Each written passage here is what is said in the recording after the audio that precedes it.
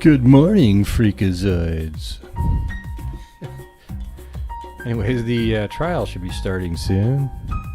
What today's trial will bring, I have no idea. Any thoughts out there? Who's up next?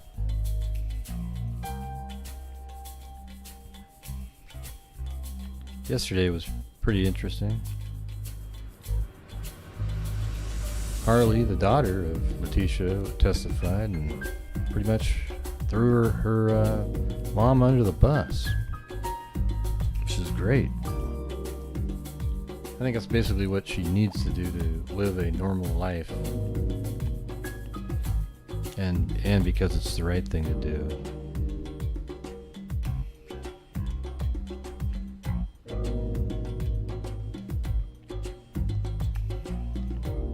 Didn't even give her mom an out with mental craziness or anything. You know, nothing. Not even a shred of help.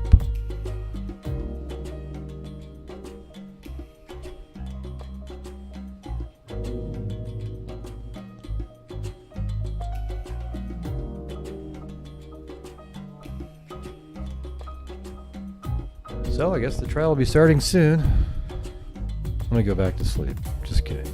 I don't get to. This is too early for me because I usually do the show till late, and then I have to get up at 7:45 when I normally sleep till about 8:30 or 9 or something because I work late. All right. Oh, here we go. Oh, and don't forget to help support the channel and the 8-hour stream. All right, court will call 20 CR 1358, People versus Letecia Stauch. Record should reflect the jury is not present in the courtroom. It's 279 or 379? 279, okay. I wanted to address one thing to make sure that the record is clear Exhibit 279 is a disc, a CD-ROM disc of USAA financial transaction summary. It was never actually formally admitted. I think it may have been discussed during either. Okay. Actually, I'm not sure whose testimony it would have been, maybe Detective Vihil's. In any event, my understanding is that there is a stipulation to the admission of Exhibit 279. Is that accurate? That's correct, John. Okay. Your Honor, the people will also move for admission in front of the jury so that they're aware of that exhibit. Not to be redundant, but just so that they're aware of the exhibit number and the name. Will that be permissible? Run that by me again. We would like to put that disc, this particular exhibit, on the record in front of the jury, so they're just aware of its existence and its number. Oh, okay. All right. Is that okay? Okay. All right. Is there anything else we need to address before we bring the jury in? Prosecution? I don't think so. Defense? Okay. Let's go ahead and bring them in.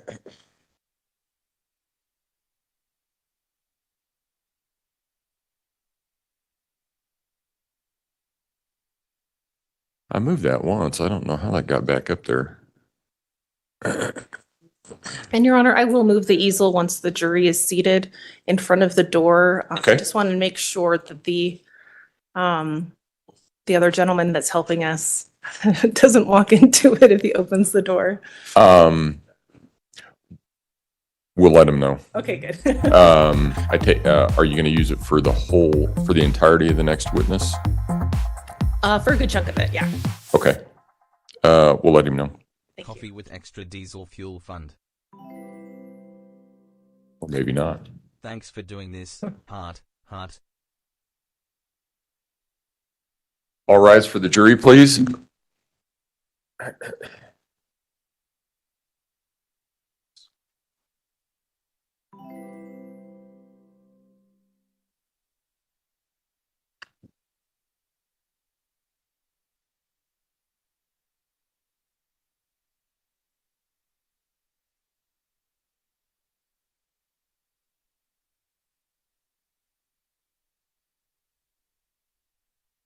Can you hear me? Thank you. You may all be seated. Court will recall 20 CR 1358, People versus Letecia Stauch. Record should reflect the jury has returned to the courtroom. Good morning, ladies and gentlemen. Has anything occurred since we were last together that causes any of you to believe you could not continue to serve as a fair and impartial juror in this case? If so, please raise your hand. Response. All right. Yesterday, we had concluded the testimony of one witness. Prosecution, call your next witness, please. John Sarkisian, Your Honor.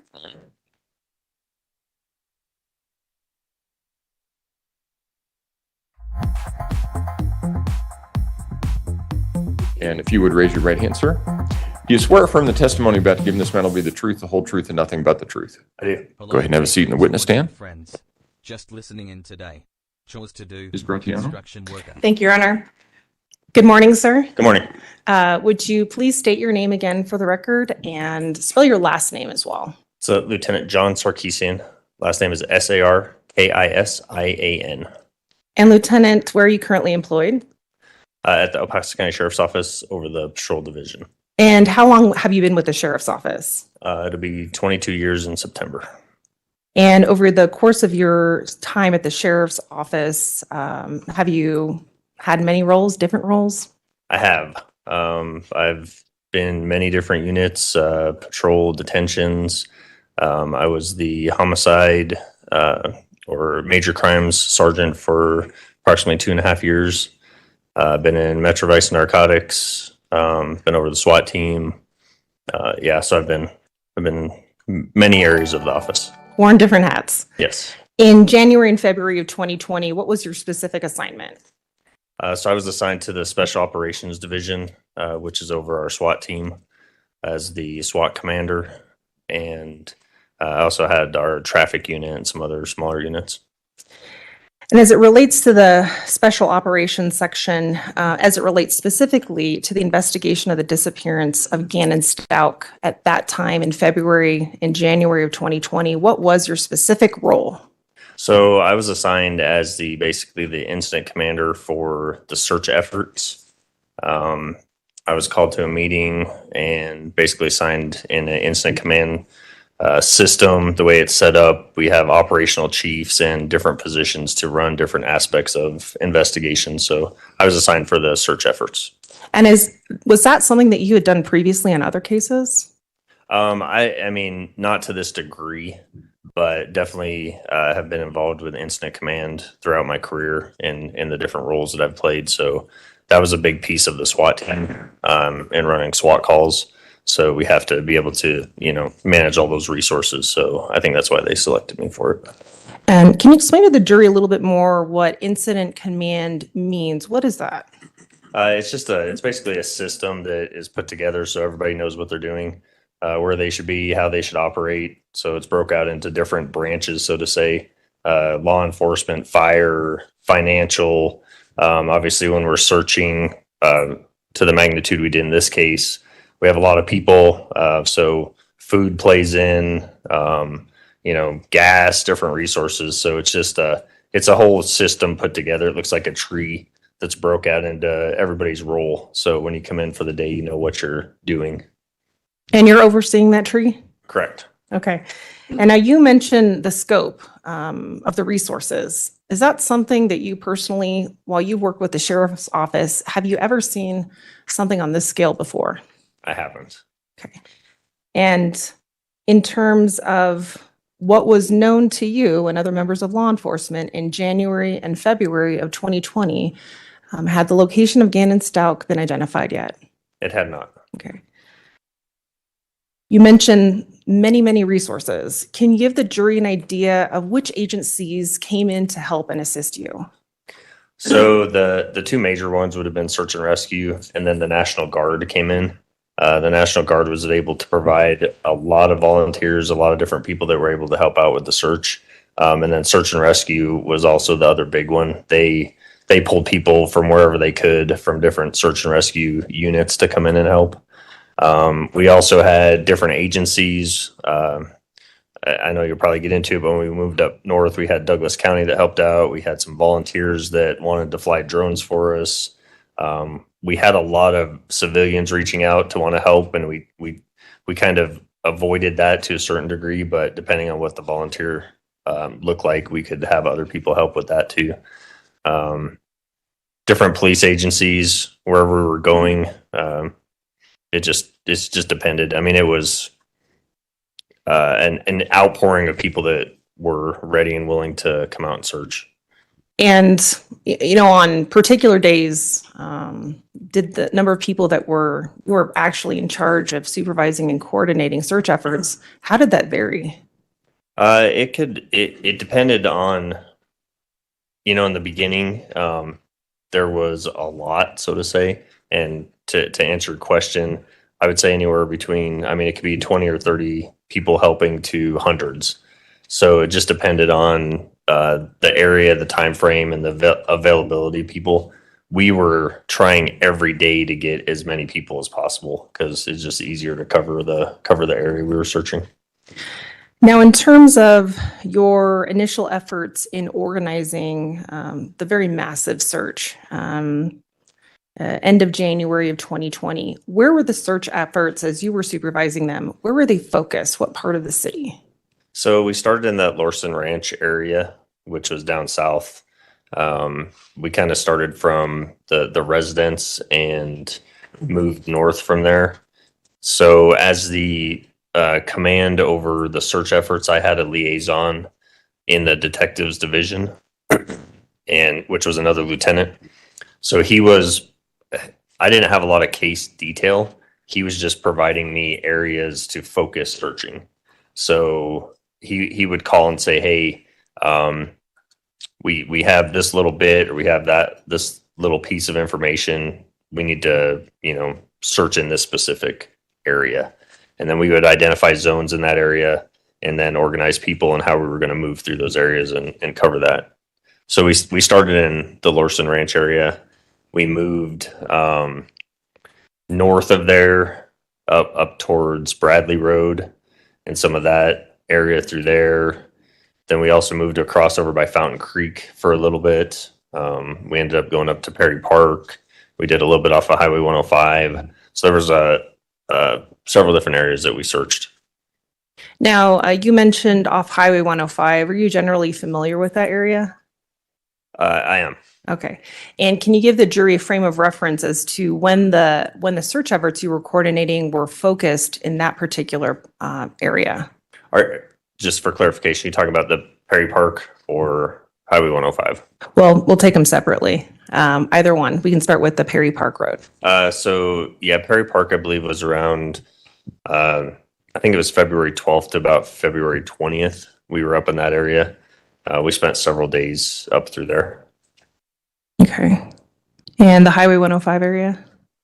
I don't know the specifics on the date of that one. It was somewhere mixed in, I feel mixed in the middle of that. That was a shorter stay over there just because we had some information to just check some real specific places off the road. Okay. So we didn't spend a lot of time in the 105 area, maybe Now, like a day or two. Okay. In terms of, can you give the jury an idea of the general state of, what the topography there? I mean, what is it heavily wooded? What is the area that looks, we're talking about the South Perry Park Road area. What does that look like? Yeah, so if you're not familiar, as you head up out of Palmer Lake, it's kind of open fields. There's a very specific S turn that comes out of town. And once you hit the first S curve and you start up, it becomes to be very heavily wooded, so to say, brush, big pine trees. And then you move, the road turns back to the right to head north. And there's also a lot of trees and some fields, but you're right up against the mountains at that point. So it's pretty heavy cover. Now, you mentioned various tools and resources that were of use, but specifically in that area, what kind of tools and resources were really essential for you guys? So when we were first sent up to that area, when I drove it to go kind of get an idea of where to put the command post and how we're going to separate it into zones, I noticed there was a significant amount of snow still. So there was several drifts. It's, right up against the mountains, like I said. So drifts, heavy snow, different, a lot of different elements to that. So search and rescue, when we brought them in, one major thing they used was what they called probing poles, which they actually had to find more because they tend to break or they lose them or whatever. But it's basically just a long pole that they can stick down in the snow and probe for what they're feeling. They've been doing this long enough that they were telling me they can, if they hit dirt, they can feel that. If they hit something soft that doesn't feel like the ground should, then they'll stop, and then they'll, dig the snow out, clear that area, search more specifically for what's under the snow there. Once they identify it, then they can move on and continue to do that. So obviously shovels, tools, specific tool wise, you mean like? Well, how about the use of canines, for example? Okay.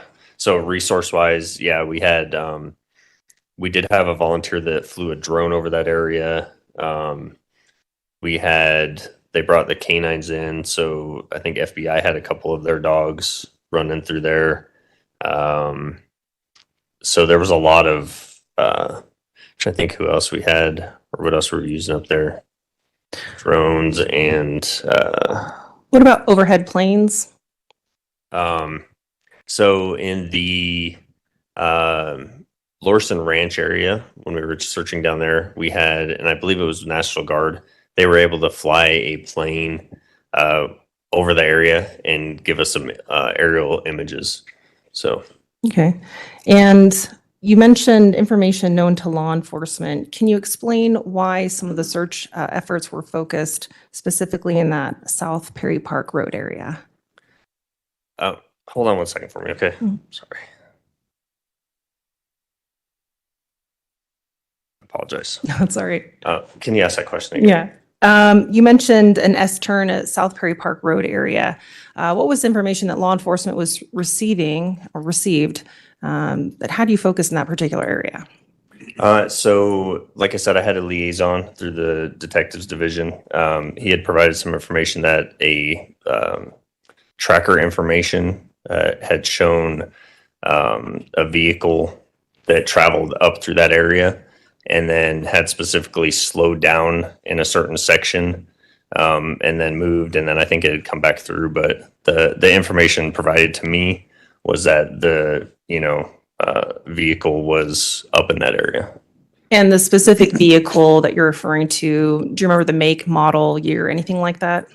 I don't. I recall him telling me that it was Letecia's vehicle that was that they had tracked up through that area, and that's why they were moving us up there. Okay. And in terms of, you mentioned the law enforcement resources in terms of tracking that vehicle, did that include members of surveillance, MB&I, that sort of information provided them to you? I'm not sure about that. Okay. I don't know if they actually, I wasn't privy to that information, whether or not they had followed a vehicle or not. Okay. On February 15th of 2020, were you on duty that day? I was. Okay. And did you find anything in particular of note on that day? I did. So on February 15th, I mean, like I said, we'd been working several days in a row, doing a lot of search efforts. On that day, go ahead. And sorry to cut you off, but we'll go through, I'll introduce a few exhibits through you, but before we get there, to start, what was the particular item that you located? So I located a piece of particle board that was approximately 2 feet by 2.5 feet and 1/2 inch thick that was off the side of the road. Okay. Okay. Your Honor, permission to approach the witness? You may. Thank you.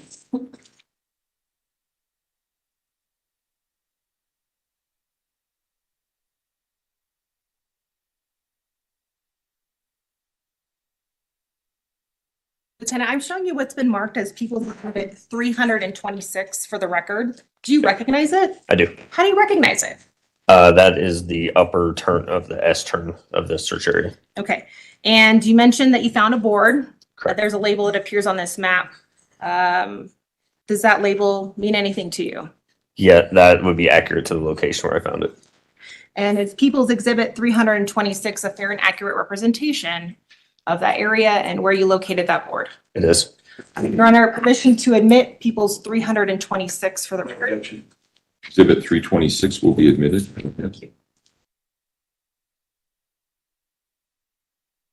And before we go further in, just about something that we discussed earlier, the jury should also know that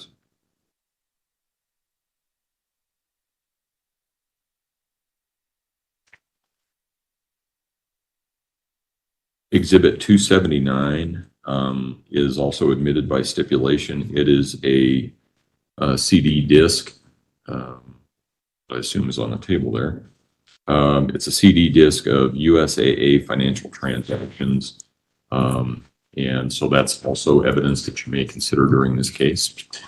Ms. Gratiano? Thank you, Your Honor. Lieutenant Sarkisian, can you point out for the jury the particular area? I know that the label is clear, but if you wouldn't mind standing up and just going through the area and pointing out a few things on the map for me. Okay. So you mentioned an S-turn. Can you explain to the jury in part, kind of what you mean by that? So if this map continued, the road curves back this way. It goes towards Palm Lake. So as you come up here, this would be the upper turn, and then it's heading north out of town that way. Okay.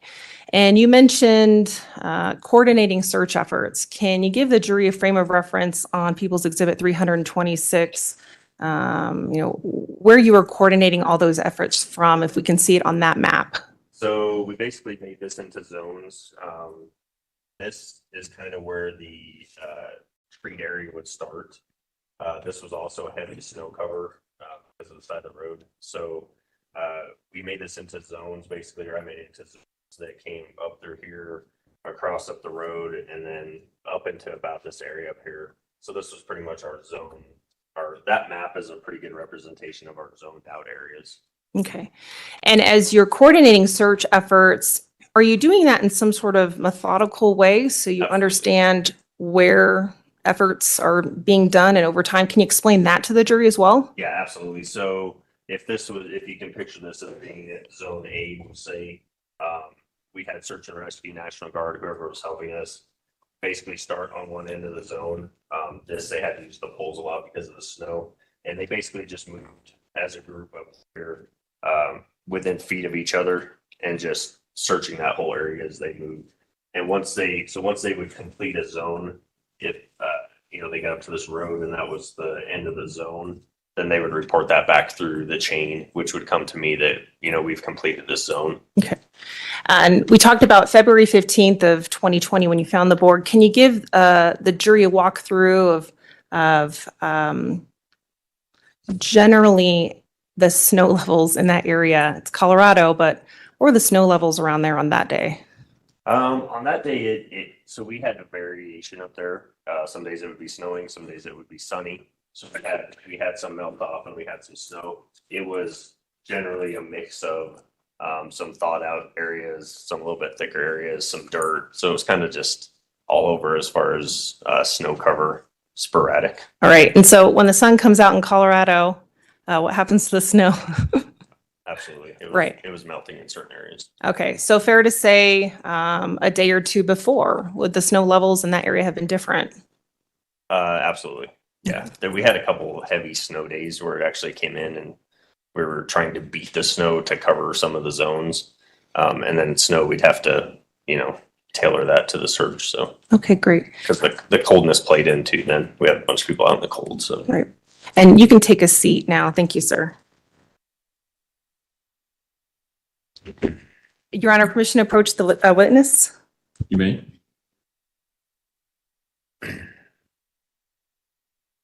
Lieutenant, I'm showing you what's been marked as People's Exhibits 327 through 331. Okay. Do you recognize those?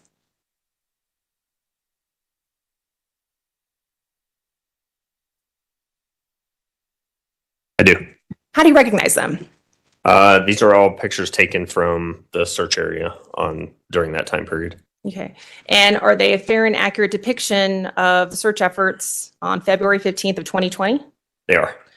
Your Honor, at this time, we would move for the admission of People's Exhibits 327 through 331. No objection. Exhibits 327 through 331 will be admitted. And Your Honor, permission to publish as well? You may go ahead. Thank you.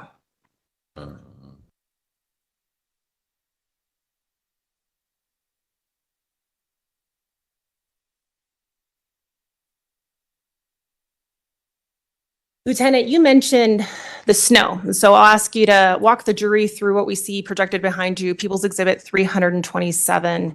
Can you orient the jury as to where we're at on the map in front of you? Where is this photo? So as this photo is taken, it's taken from here on this map. So it's actually pointing up at the S curve as you come around it. And there's also a pointer. It's an old school pointer that may be on the witness stand. You'll have to extend it. If you'd like to use that, Okay. you can. There are a number of cars that we see on the road there. Are those some of the people that are helping out the search effort? Correct. Search and rescue and or National Guard. Okay.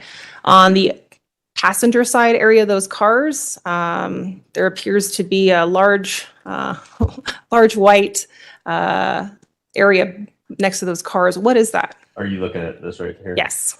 So this is a berm that is just built up from the road right there. I don't know if it used to have a pond behind it or what, but it's just maybe a 7 or 8 foot berm. Okay. And as you're out there for search efforts on February 15th of 2020, can you walk the jury through what were things that were of note for you? Maybe in People's Exhibit 328, what are we seeing in this particular photo that may be helpful for you to explain? Okay. Oh. So just for clarification, do you want, as far as the board goes, or And just explaining your efforts that day as it led to you finding the board. okay. So on this particular day, obviously with these vehicles lined up here, we had searchers in our zone, which on this map over here would have been up through this area would have been the zone that they were in. On that particular day, on the 15th, I'd been in the command post for several days, and so I grabbed one of the search and rescue guys that was one of the head guys for the operation and said, hey, let's jump in the Razer, which you saw in the other picture. Can you actually go back one picture? Yeah, no problem. So this guy that's parked right here is what we ended up taking from the command post, which was significantly north of this location. I said, hey, let's just get out and go check on the searchers, see how it's going out there in the zone. As we were getting out there, we were notified that one of the dogs had alerted on a area, which from this picture would be basically behind this berm. There's a gate you can't really see, like a barbed wire fence. So up behind the berm there, the dog had alerted. So we were out there like, well, let's go check on the dog. We walked up there. They were doing some digging and some searching around the dog. Nothing that we really found as significant there. So as I came back on this map here, there's a barbed wire fence that runs along the side of the road. As I came back, I started looking at the fence, and I'd asked some of the guys, hey, has anybody checked this fence? They kind of looked at me funny. I said, you cross a fence, if you ever crossed a barbed wire fence, maybe catch your pants on it, maybe catch your shirt on it. It can, snag threads. It can, catch animal hairs, that type of thing. So I just started walking up that fence from this picture. And if you go to the next picture. So People's Exhibit 328. So this is the fence, obviously, that runs along here. So I was walking the fence when I got up to about this area, and generally in this area, I noticed a board sitting on the ground. There was some footprints past it, like other searchers had walked through that area, but it did not appear that the board had been moved. I say that because there was snow on part of the board, and the snow was not cracked. So it's not like someone had moved the board. So when I saw the board I could see right off had some type of stain or something on it. As I moved closer to look at it, I used a glove I actually had to move it because I didn't know what it was at that point. And I'll stop you there, sir. Sorry. We're going to walk through. That's fine. But I want to show the jury People's Exhibit 329 so that you can use these to explain. So as you approach that area, what are we seeing as People's Exhibit 329? So this is the barbed wire fence is in the background here. You can see the post. So I was walking up this way. This is the board. This is the stain I'm referring to on the board, and then the snow, how it had caught the corner of it was still sitting under the snow. And is this how the board appeared to you when you first spotted it? It is. Okay. And so before I cut you off, you were explaining to the jury how you'd seen the edge of the board, and you mentioned a glove. Why did you use a glove? Well, once I saw the board and saw that stain on the board, knowing we were looking for any items that could be associated to this case, so we had put that out to search and rescue, National Guard to look for any and all items that could be of evidence. So one thing to note for these search efforts we'd been doing, we had been checking the sides of roads a lot. So what do you come across a lot on the sides of road? Trash, cans, old gloves, socks. I mean, you name it, we found it. So a lot of the stuff that was found along the sides of the road, you don't know if it's evidence until it's evidence, basically. So, if someone found something, we would say if it looked like something that could possibly be evidence, to notify someone from command, and then we'd send out people to collect it. And in terms of distance between where the road is and where you've now discovered this board, can you give us an approximation? From the road to the berm, I would estimate 20, 30 feet. This was probably in the middle of that, somewhere 10, 15 feet in from the edge of the road to the berm. So it wasn't far off the road. I mean, this is the road right here. And so that we can just get a frame of reference for distances, when you say the distance between the road and the berm, where are we talking? So this map might be easier from the edge of this road, and then the berm sits right here, so to say.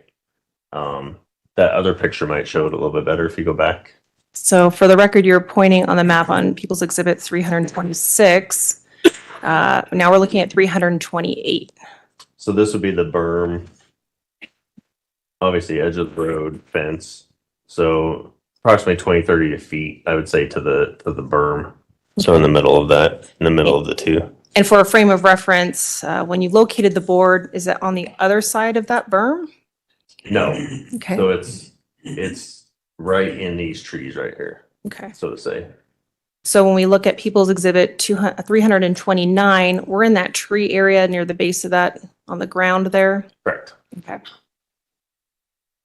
You mentioned seeing a stain. We'll look at People's Exhibit 330. Now at this point, what has now happened with the board? So at the point that, like I said, I put a glove on to move it because I couldn't tell exactly. So as I got closer to it, I barely moved it. And from my training experience over the years, as soon as I saw that, I was like, that's blood. So I put it back in the position that it was in. And like I said, I barely moved it, just enough to get that look at it. So I set it back in there and then notified one of the FBI personnel to come photograph and collect it. And is it because the FBI was there to help coordinate search efforts, but also collection of evidence? Correct. Okay. And in terms of collection of that particular piece of evidence, who specifically, the FBI then took it into evidence? They did. Okay. Do you recognize People's Exhibit? You've already said you recognize it, but can you give us a frame of reference for what we're looking at now in People's Exhibit 331? So just a scale to the size of the stain that was on the board. Okay. Now, when you were there present that day, did you see any other pieces of particle board or wood aside from this? I did not. Okay. And what we're seeing in People's Exhibit 331, can you describe the top right corner area of that board? Yeah, so I mean, this is how the board was when it was collected. So that broken edge, that's how it was. Okay.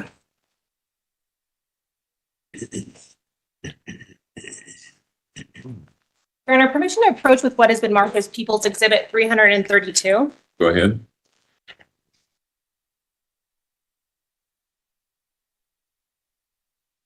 Sir, I'm showing you what's been marked as People's Exhibit 332. Do you recognize it? I do. How do you recognize it? That's the board that I found that day. And in terms of labeling of this particular item, is that consistent with the item that you recognize? It is. Okay. And we see some tape on this. What does the tape indicate to you? So when you seal an evidence item, you seal it with that tape, and you see the initials on there. That's so anyone knows if that if it's been broken. If the tape's been tampered with or broken, the signature across it will be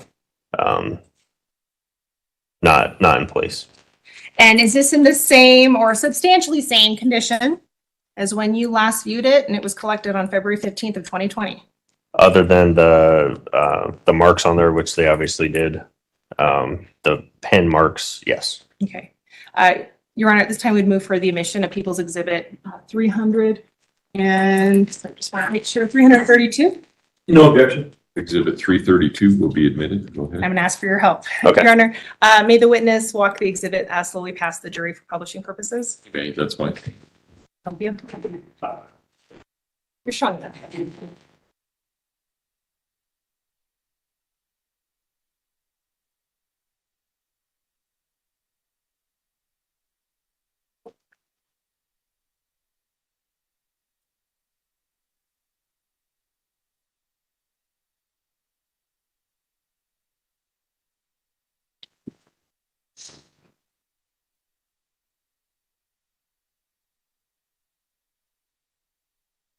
Lieutenant, after February 15th of 2020, how would you describe the nature of your role as the investigation moved forward in this case? I still continue to conduct the search efforts. If there was new information coming in from the liaison, I would still coordinate, where we were going, what we were doing. Like I said, I think we continued at least through the 20th. So we still, same thing, zones, getting help, the whole 9 yards for searching. And in terms of media presence, when search efforts were being focused in this particular area, was media present? Absolutely. So media was pretty much present through the whole search time and search efforts everywhere we went. It was obvious that we were in the area just from the amount of people, sheriff's office, police cars, canine, search and rescue. So media caught on fairly quickly. We also had our PIO was coordinating efforts to keep them either in an area or informed of what was going on. So we didn't, when it comes to media, other than coming into an active crime scene, we can't keep them out. So as long as they can legally be somewhere, they can set up anywhere. So they would set up outside of our command post on Perry Park Road. They would set up out there and film the command post.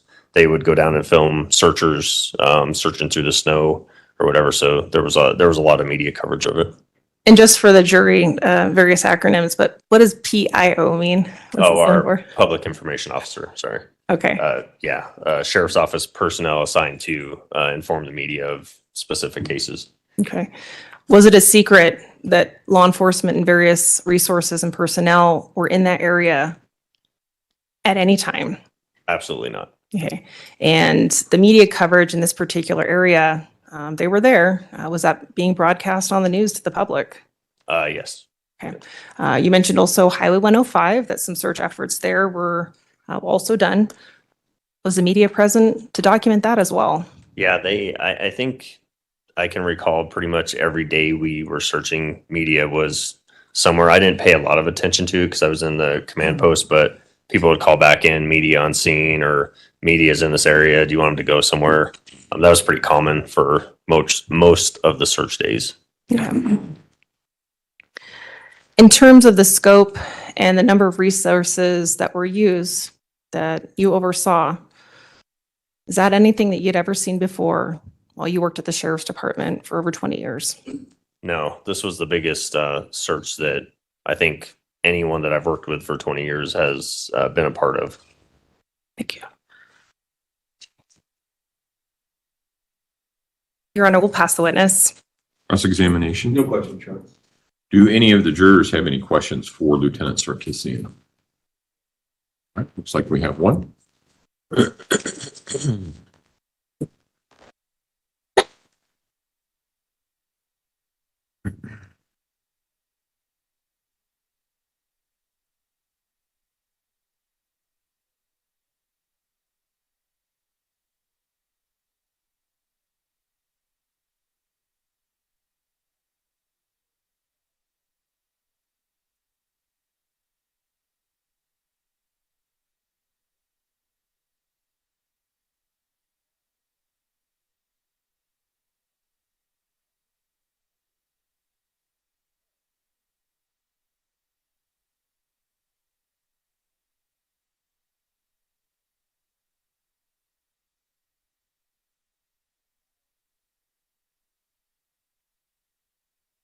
Lieutenant Sarkisian, am I saying that right?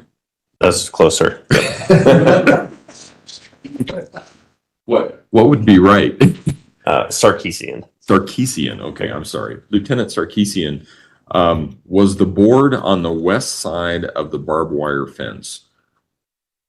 Yes, it was. And was there an opening in the fence? So, can we go back to pictures?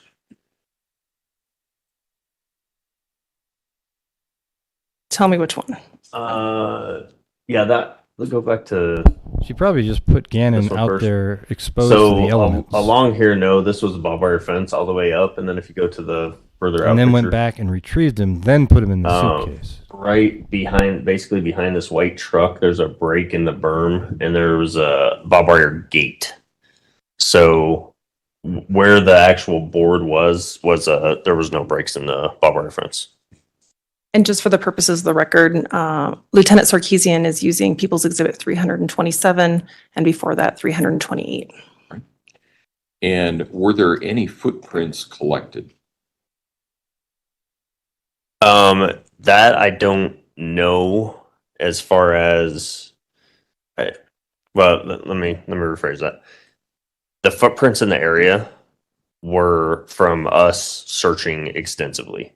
So any of those footprints in the snow were from searchers, so to say, if that makes sense.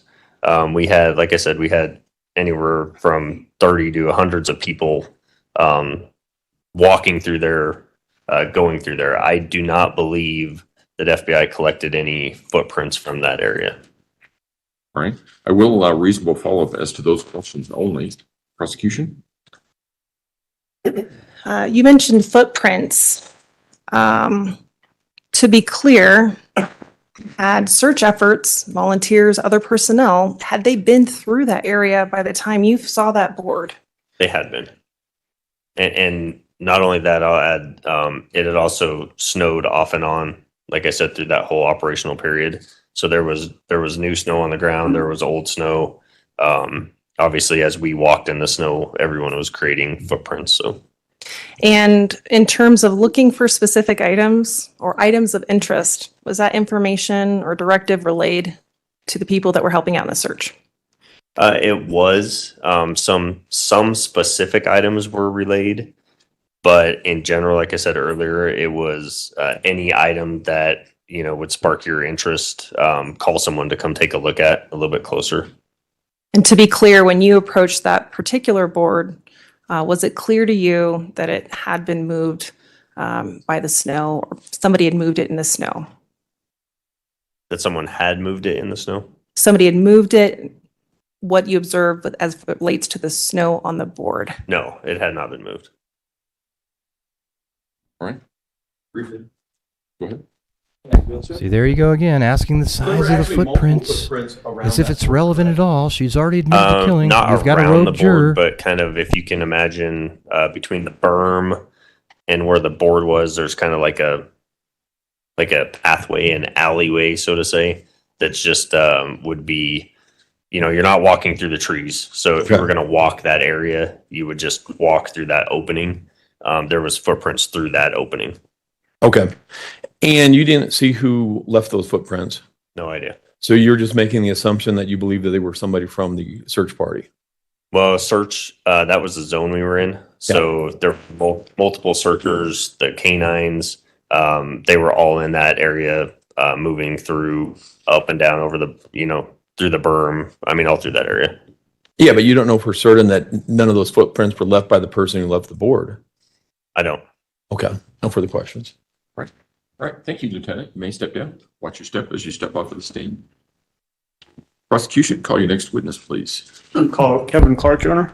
There seems to be somebody on the jury that still is in doubt if she's even guilty of doing this. Every question that they ask. Oh, you surprised me. I was waiting for somebody to come in. If you would raise your right hand, do you swear or affirm the testimony about to give in this matter will be the truth, the whole truth, and nothing but the truth? Go ahead and have a seat in the witness stand. Please watch your step as you step into the stand.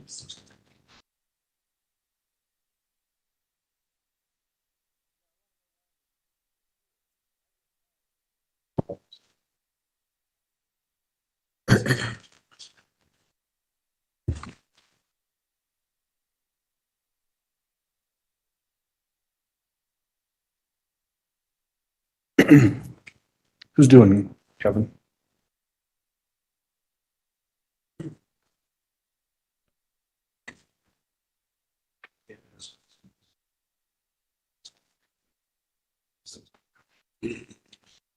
Mr. Clark, remember you testified, I think it might have been last week, although it's kind of blending together. Still under oath, you understand that? Yes, sir. Okay. And you've already been introduced to the jury, so I want to have you just jump into some specifics here. And we'll actually get into some of the stuff about the board in just a moment. But before we get into that, are you familiar with call detail records? I am, yes. What are call detail records? Call detail records are the activity the cell phone had with the cell phone carrier. So AT&T and Verizon, in this case, all the calls to and from the device, all the text messages to and from the device, the data sessions to and from the device, or from the device to the network. All those have a date and a time that they occurred, and then phone number one contacting phone number two. And if it's an inbound or outbound, that'll determine if it's your target number or not. And then it has the cell phone tower and its location that service that activity for that phone to be able to make and receive calls, texts, data sessions. Is it common in investigations for search warrants to be issued to phone companies like you mentioned, AT&T or Verizon, to obtain call detail records for specific types of phones? Every time. How are those records used in an investigation in a general sense? It places or does not place a device in an area during a time period using the activity from the phone and the towers that service that activity. So basically for a phone, if it connects to a cell phone tower, does it somehow record, I should say, a location data for that particular contact event? Yes. I'm going to approach you with People's Exhibit 704 through 708. I've previously shown these to defense. Thank you.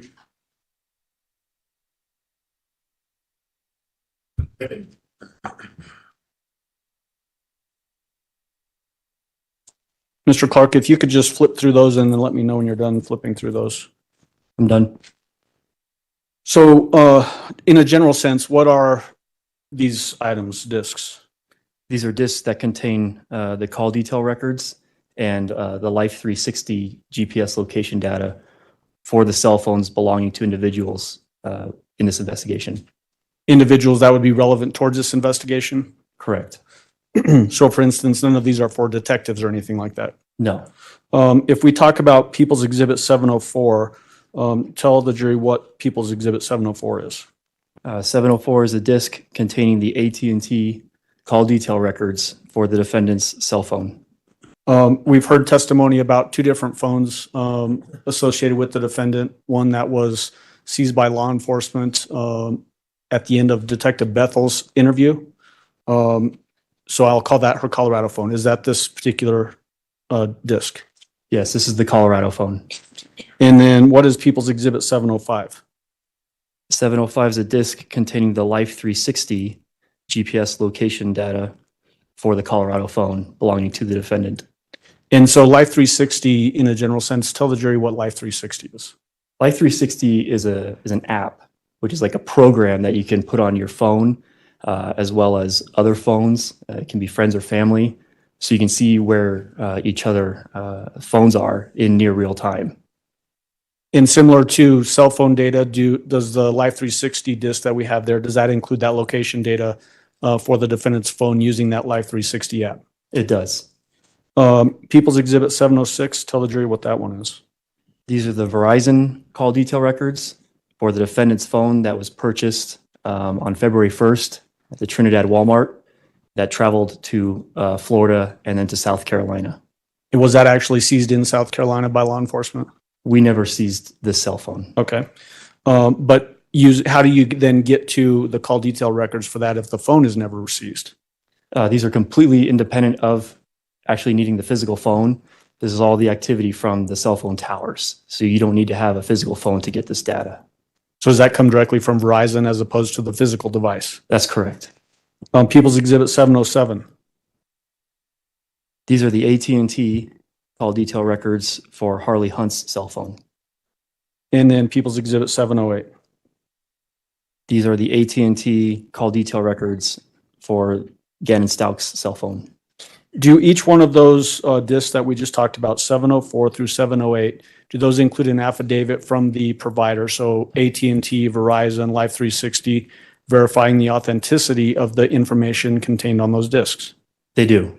At this time, I'd move for admission of people 704 through 708. Defense. No objection, Your Honor. Exhibit 704 through 708 will be admitted. Go ahead. In preparation for the next bit of testimony, Judge, I'm going to approach with People's Exhibit 694, which is a photo, and retrieve those other discs. Courage.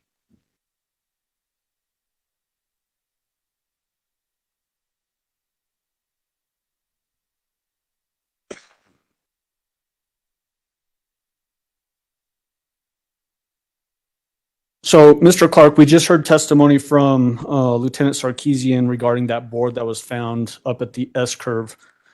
In that general area that we're talking about, which is on the map there, I can't remember, what's the number of that exhibit number? In 326. Is that actually in southern Douglas County where this location is? It is. Are you familiar with that area? I am. Did you actually go up there and see some of this stuff yourself? I did. I was up there with another FBI agent the day the board was, and at the time the board was located. During this investigation, were you present for the vast majority of this investigation? I was. In this area? Yes. Do you remember was there some location data, GPS data that we've already heard some testimony about that showed the GPS tracker that was placed on a vehicle traveling up to this area? There was. What date did that occur? The first time was Tuesday evening, and the second time was Friday night of the week that Gannon went missing. Okay, so Tuesday evening, would that be January 28th? Correct. And then the Friday night is which day? The 30th. 30th? Okay. Yes. 30th or 31st? I can't. Friday's the 31st. I'm sorry. Okay. Yes, Friday the 31st. Subsequent to the GPS tracker data going up to this S-curve, do you remember if it snowed heavily after that? It did. Okay. And would that account for the drifting snow that we see in those pictures that we just looked at with Lieutenant Sarkisian? It would. Did you have a chance to look at the download of Mr. Al Stauch's phone? I did. Did that download include photographs that were taken using that phone? Yes. We previously admitted through Mr. Stauch, if we could pull up and republish People's Exhibit number 34. Oh, we just need the screen turned on, Judge. Oh. Thank you. So we've got People's Exhibit 34 up behind you. Are you familiar with this picture? I am. Tell us how you're familiar with this particular photo. When I was examining the download of Al Stauch's cell phone, I came across this photo, and seemingly it's the desk that was next to Gannon's bed in his bedroom underneath the window. But then I also noticed a board on the garage floor. And so when you came across this photo, were you able to tell when that particular photo was taken? Yes, there's something called metadata, and metadata is just a term for data about data. And in this case, it has a date and a timestamp of when the photo was taken. Data about data sounds like a really geeky thing. It really is, but it's Okay. it's useful geeky stuff. Okay. Does that tell you when this particular photo was taken then? Yes. When was this photo taken? Sometime in November, December of 2019, if I recall correctly. 2019 sound correct? Yes. Had you, when you came across this photo, when you're looking at Al's download data from his phone, had you already seen the board that was found up at the S-curve? Yes. Or at least photos of it? Yes. Did that, having that knowledge, did that cause you to have a particular interest in this photo? It did. What about seeing pictures of the board found at the S-curve made you key in on this specific photo? The broken corner, the top corner of the board found at the S-curve also had a broken corner, and it also appeared to be consistent of the type of the board, the particle board. Did you compare the board in this photo to a photo of the board that was found at the S-curve? I did.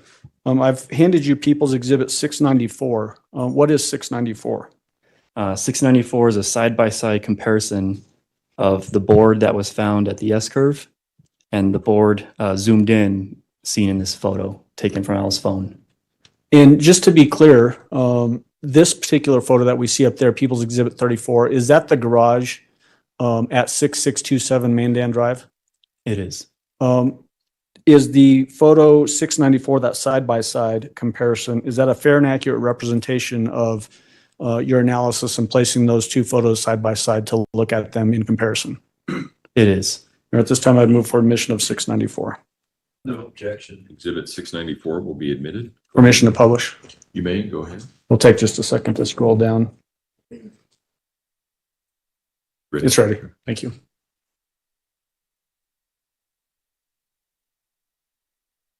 Now we got no signal.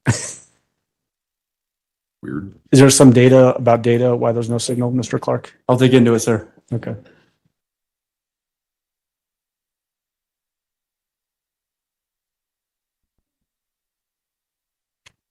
Oh, hold on.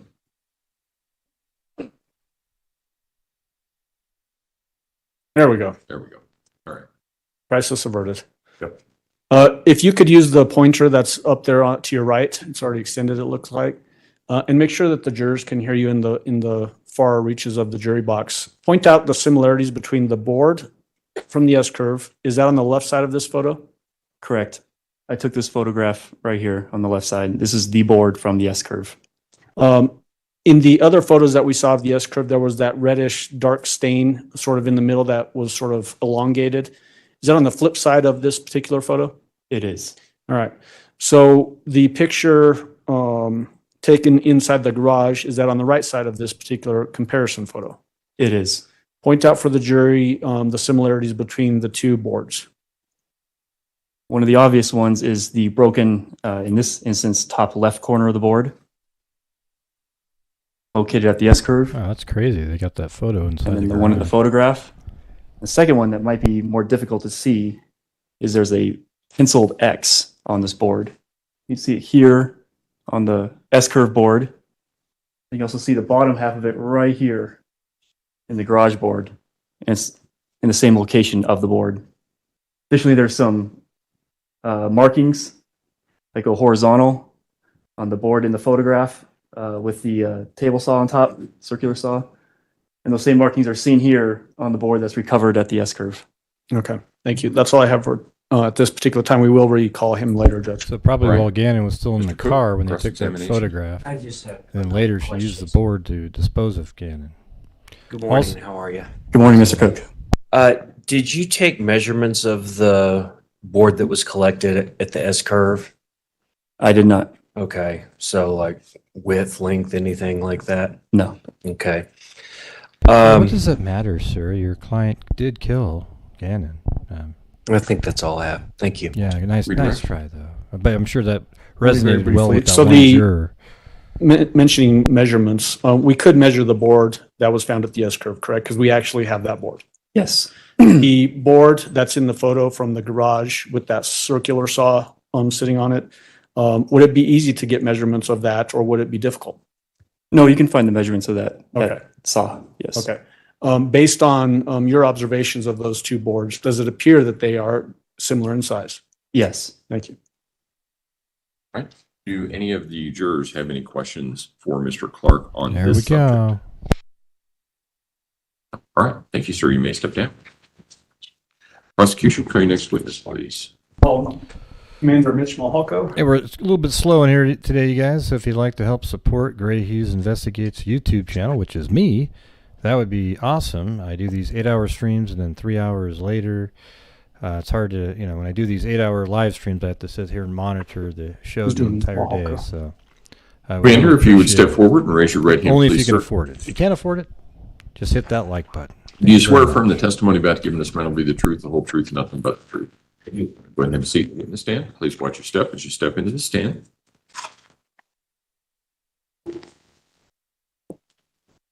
Good morning, sir. Good morning. How are you? Well, Good. Will you please introduce yourself to the jury and then spell your first and last name for our court reporter? You bet. My name is Mitch Mihalko. Good morning. I'm a commander with the El Paso County Sheriff's Office. My last name is spelled Mihalko.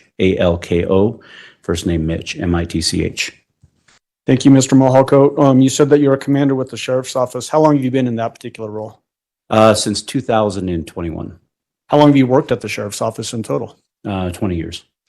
Describe for the jury your various responsibilities through your career with the Sheriff's Office. Sure. I've been both on the detentions and law enforcement side. I've been a law enforcement officer on the law enforcement side since 2006. Worked both as a street cop, as a deputy, as a supervisor over both patrol and detectives. I was a detective for about nearly 7 years.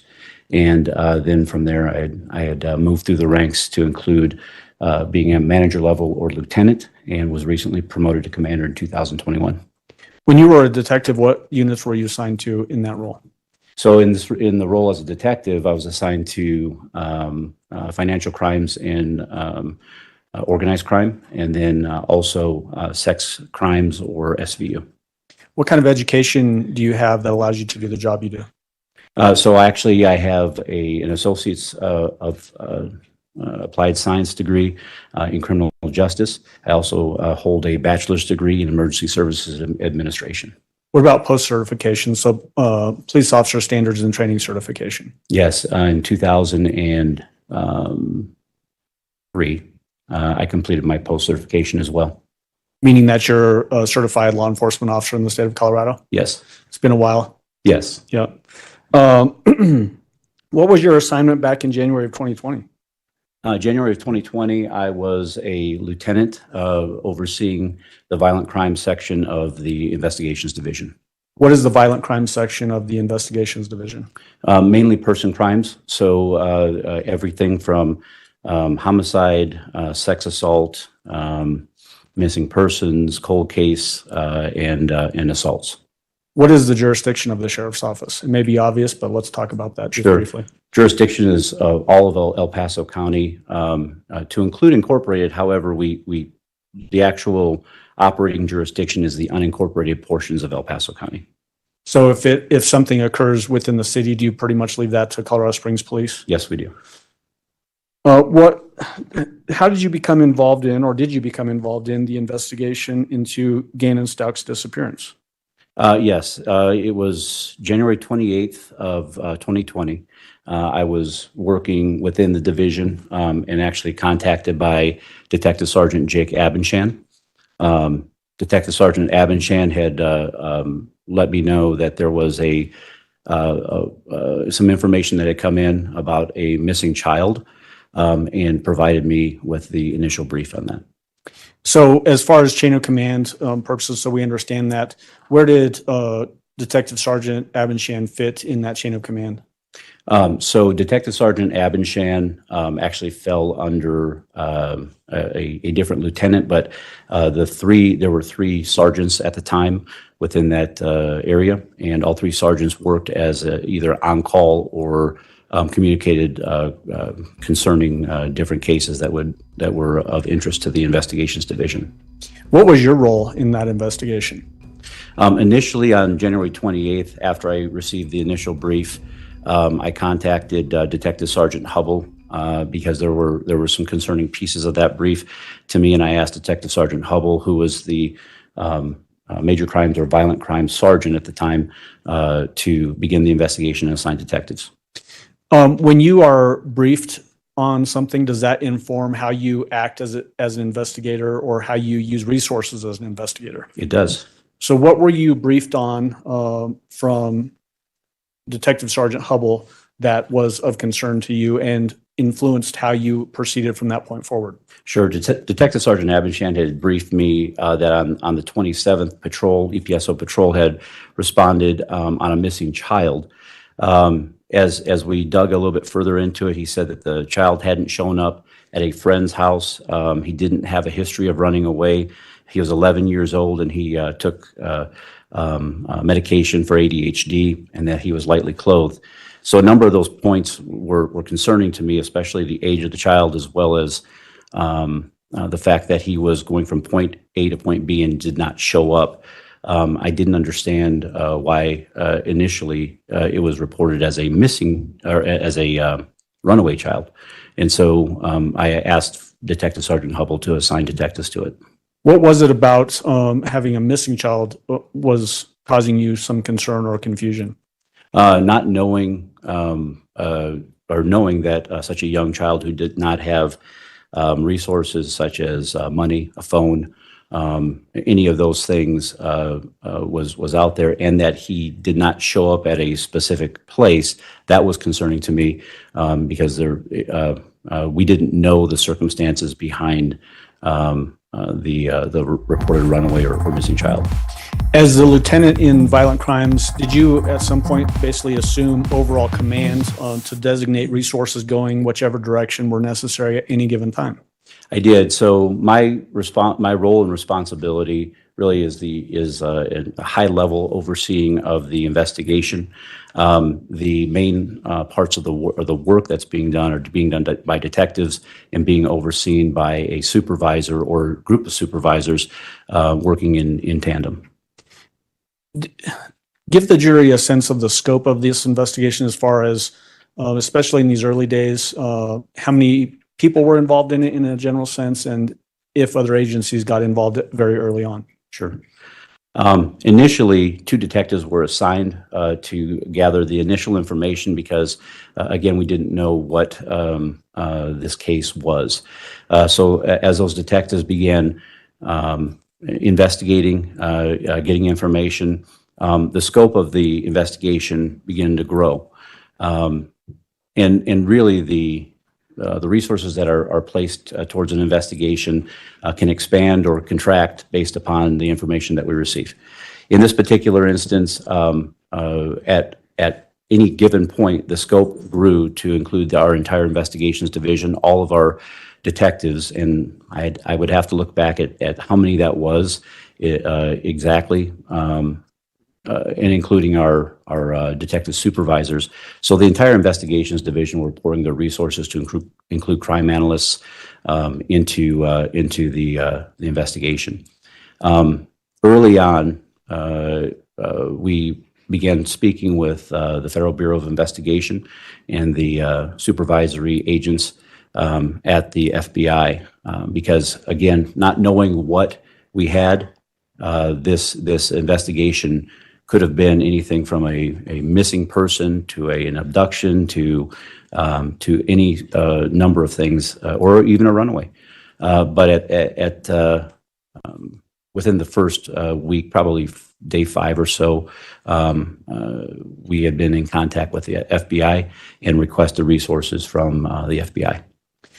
Were there also even people from the DA's office that were involved in that investigation, from investigators and even attorneys? Absolutely. So when we got to a point where we believe that there may be some criminality to the case, we did request some investigative as well as attorney resources from the DA's office. You mentioned that in the course of an investigation, investigative resources can either expand or contract. What determines whether that expansion of resource use expands or detracts, or retracts, I should say? So the investigation itself, the number of leads that we have to apply resources to, the depth of the investigation, and the complexity of the investigation. So it could be anything from we have 100 leads to 1,000 leads, and so we have to start assigning the priority leads to detectives. So that can very quickly take resources from an investigation. The depth is also very important. If there is technology involved, if there is video or other things that need to be recovered, that takes time. In your experience, both as a detective and then in more of a command level responsibility, can you give the jury a sense of how this investigation compares in scope to any other investigation you've ever done? This is the largest in scope, depth, and time, focus time, I should say, that I have ever been involved in. Were there area searches conducted in the early stages of this investigation to potentially locate a missing or lost child? Yes, there were multiple. Can you tell the jury just some of those things? Yeah. So as we gathered information as to possible whereabouts of Gannon, we applied resources to that. Those resources actually were done in an instant command structure. So Lieutenant John Sarkisian was asked to head the search efforts in conjunction with multiple resources from our office and around the community. Another lieutenant that was working with me at the time, Lieutenant David Manzanilla, was tasked with being the liaison between the investigative and the search function. We searched multiple areas within El Paso County, whether it be within lakes. I'm sorry, excuse me. Try that again. Whether it be near areas of water, whether it be near areas up north, and also areas down south. We had multiple search teams out working that for many, many weeks. Let's start initial stages of the investigation. Were the searches conducted around Gannon's home in that Lorson Ranch area, and was that the primary focus early on? They were. So with a missing child or a runaway child, initially patrol will do an initial look at the house itself and search for the child. We found missing children hiding within houses nearby at other people's houses. So initial area searches are very, very important.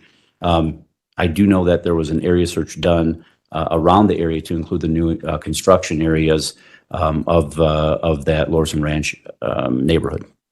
Was the focus in that area, looking in those fields and ponds and that kind of thing, was that largely determined based off of information that the defendant in this case was being giving to investigators? Some of it was generalized searches as well.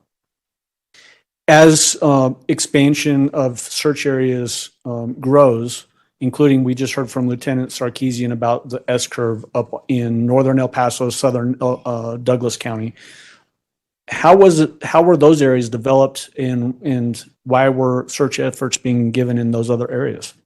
So that area in particular was a lead that was produced based upon technological information that was provided or that was developed to believe that the defendant was in that area. Okay. Initial stages of this investigation. So we've heard testimony already that the initial call comes in on January 27th, Monday evening, and then you get notified on January 28th. In those initial stages, was foul play necessarily even suspected? No, not at all. At this point, we just knew that there was a missing child. As the investigation advanced, did it become more focused on the defendant in this case? Over time, yes, it did. Okay. Were you able to observe, and we've already heard testimony from Detective Bethel about her interview that she conducted of the defendant on January 29th. Did you observe that in that interview? I observed a portion of the interview, yes. The person that was being interviewed in that interview, did you have contact with that person? I did have contact with the defendant. Tell the jury about your contact with the defendant. So during that interview, the defendant had made multiple statements that were not congruent with previous statements that she had made to deputies.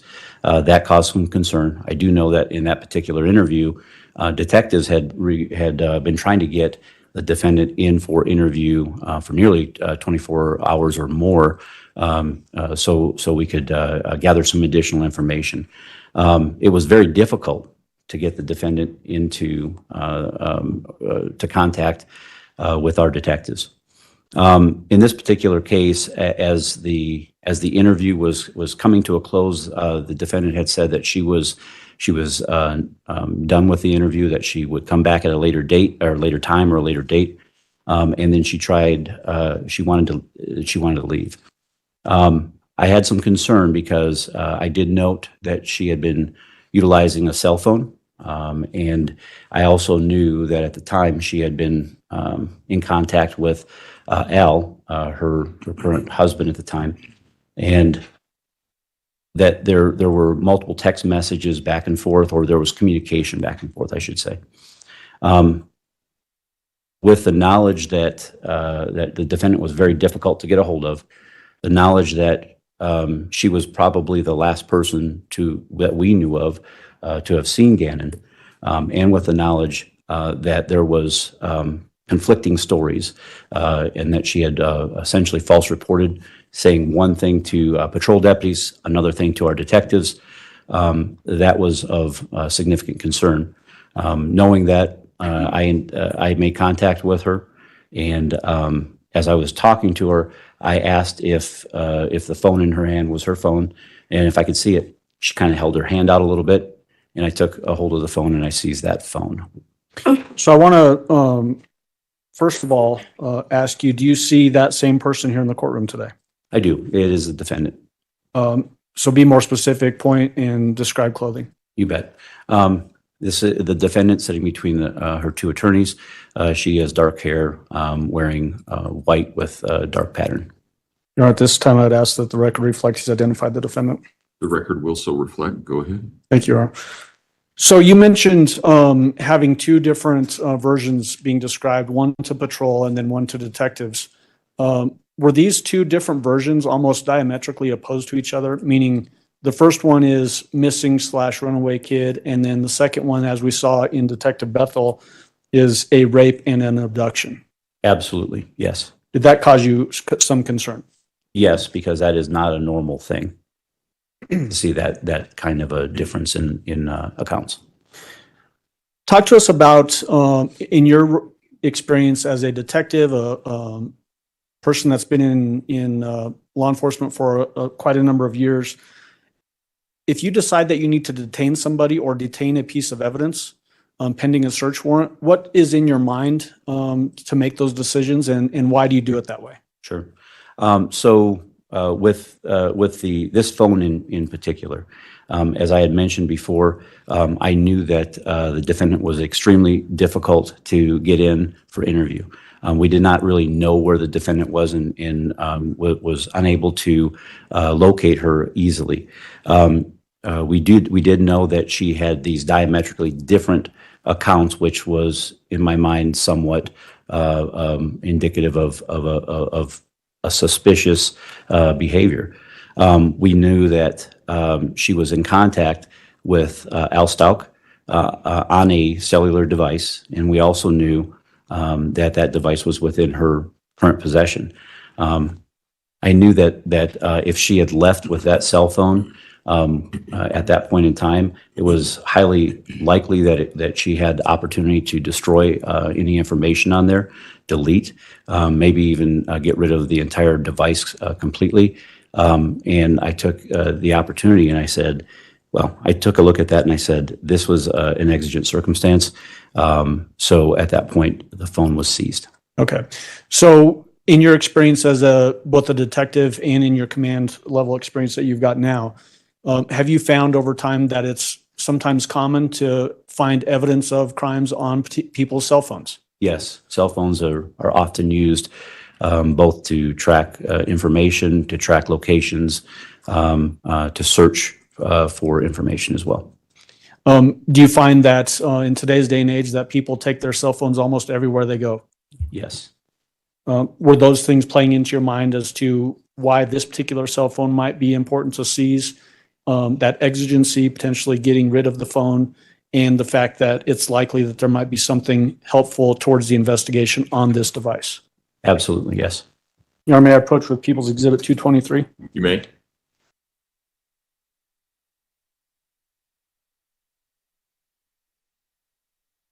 Commander, if you could just take a moment and examine that item and let me know when you're done looking at it.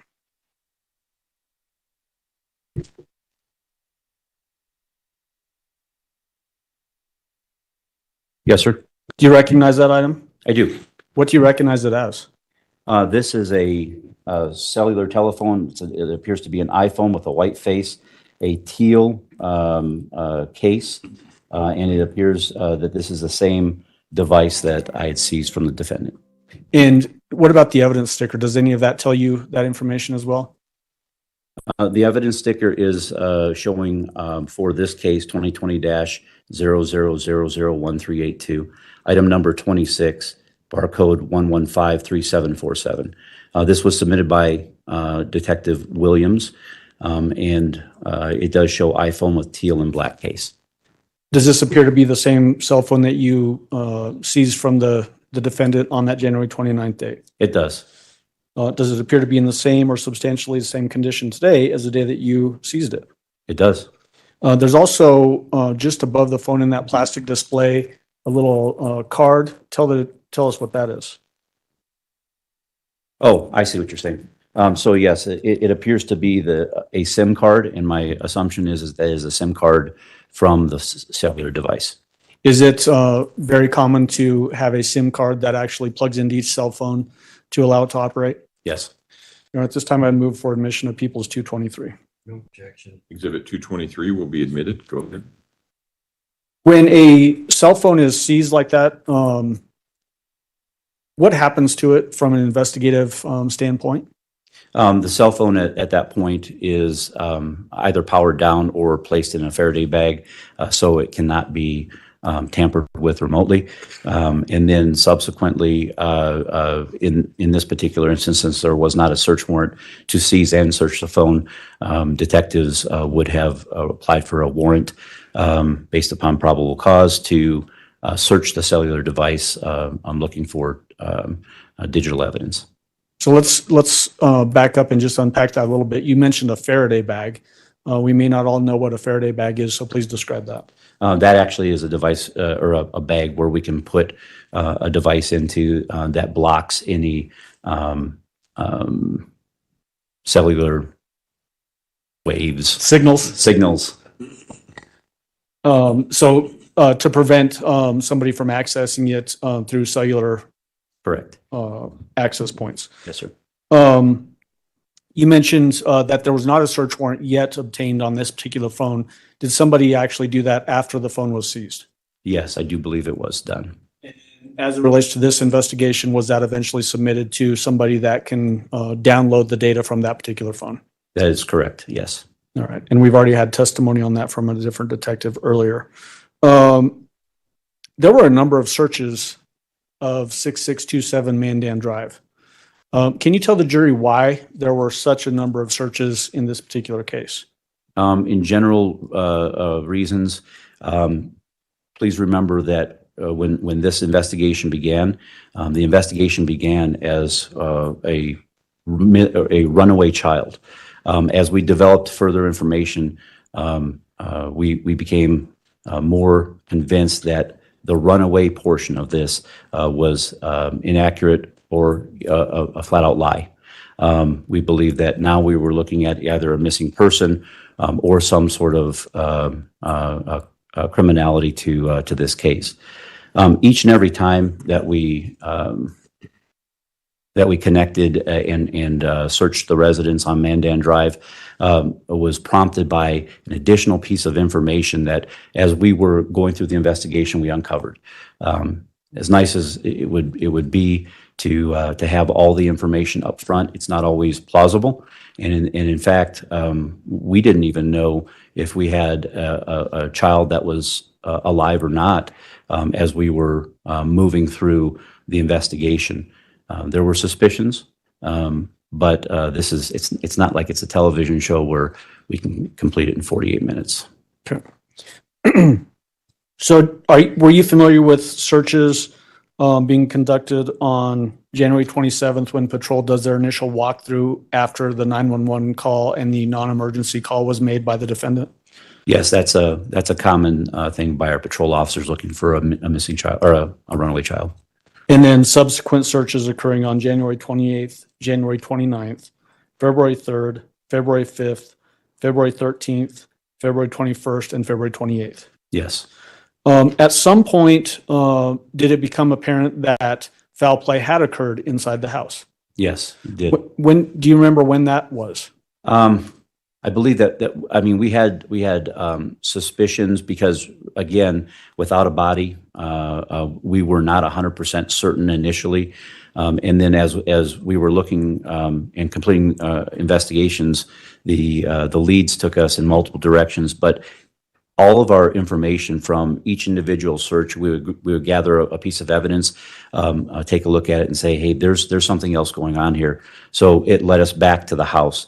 I believe on February 7th was the date that we applied for a warrant to actually seize the residence and hold the residence for 14 days the first time, and then we did a second warrant that held the residence for another 14 days because we were continuing to investigate, and every lead that we uncovered brought us back to a piece of that house. So can you explain for the jury why there's the call for service on January 27th, and then that warrant to seize the residence occurs on February 7th, as you just testified to? Why that gap in time? Why wasn't it initially locked down the very first day? So I would each of the teams that went out again as the investigation was unfolding. The teams initially went out looking for a runaway child. Then there was concern that the child was missing, endangered, that there may be foul play involved, and so every time that we went out, there were different pieces of evidence that we were looking for. Right around February 5th, if I'm not mistaken, there was indication that there was bloodstaining that was within the bedroom of Gannon, and that we actually conducted a bloodstain pattern analysis on that date. On the 7th, we seized and locked down the house because we kept finding that with additional interviews, with items of evidence that were being processed, which ended up becoming voluminous, that this residence needed to be locked down and held. Mr. Allen? Yes. Find a reasonable breaking point in the next 5 minutes or so. Now it's fine if you'd like, Judge. Okay. Yeah. So, all right. All right, ladies and gentlemen, we will take our morning recess until 10:45. If I can have everyone back in the jury room at that point in time, we should be able to start right on time. Again, don't discuss the case among yourselves. Don't discuss the case with anyone else. With that, we'll see you back at 10:45. All rise for the jury, please.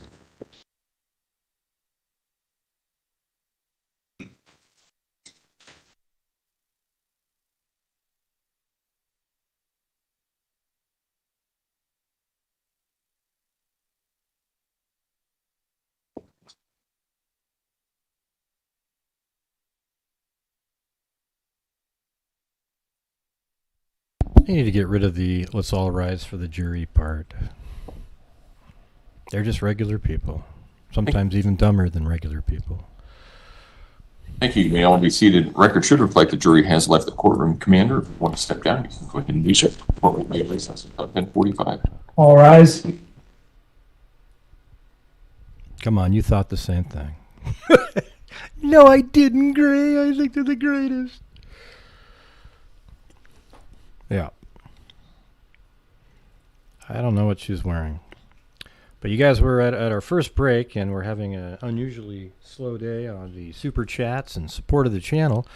Just pretend that you went to Starbucks, and I took 8 hours. Well, if I took 8 hours to make a coffee, you wouldn't tip me at all. But how about I made you 4,000 cups of coffee during an 8-hour shift? All right. I mean, I do these, 8 hours. This is a monetized YouTube channel. The difference between me and other monetized YouTube, they're all monetized, even if they claim they aren't, I, on this channel, from the income, I donate over 50% of the net revenue to YouTube. That means channel memberships or super chats or ad revenue. Over 50% of the net revenue go directly to true crime related charities, and we're at $144,000, I think $250 since January 2020 to various charities. So if that isn't making a difference, I don't know what is. All right, but it only happens if you guys help support the channel. So earlier when you went to Starbucks, pretend I'm that person. I didn't go to Starbucks, great. Gee. Anyways, I think they should get rid of the part where all rise, the jury's coming in, as if they're some majestic group of people. It should just be, all right, everybody, jury, you're free to go, and we'll see you guys back. Don't you agree?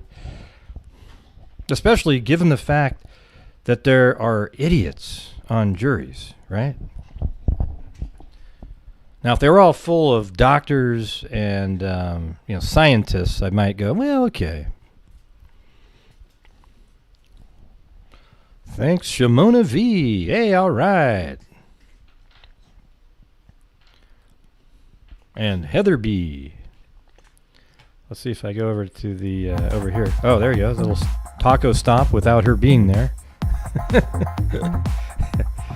Yeah, so during the live stream, if you donate between $5 and $9.99, you get to stomp on Letecia's face. Chewbacca? And if you hate her face, you can put the Chewbacca mask face on there for $10. It's crazy.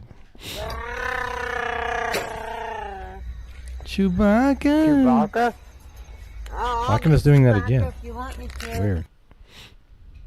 Almost like an echo.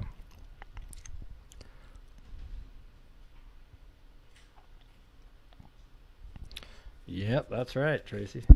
I saw that. Thank you. I'm talking about the people who haven't bought coffee yet. Yeah, so, we were all... I don't remember the initial instructions, but Letecia is admitting to killing Gannon by the mere fact that she is doing I'm innocent by reason of insanity. That's implying, and it means that you did kill Gannon.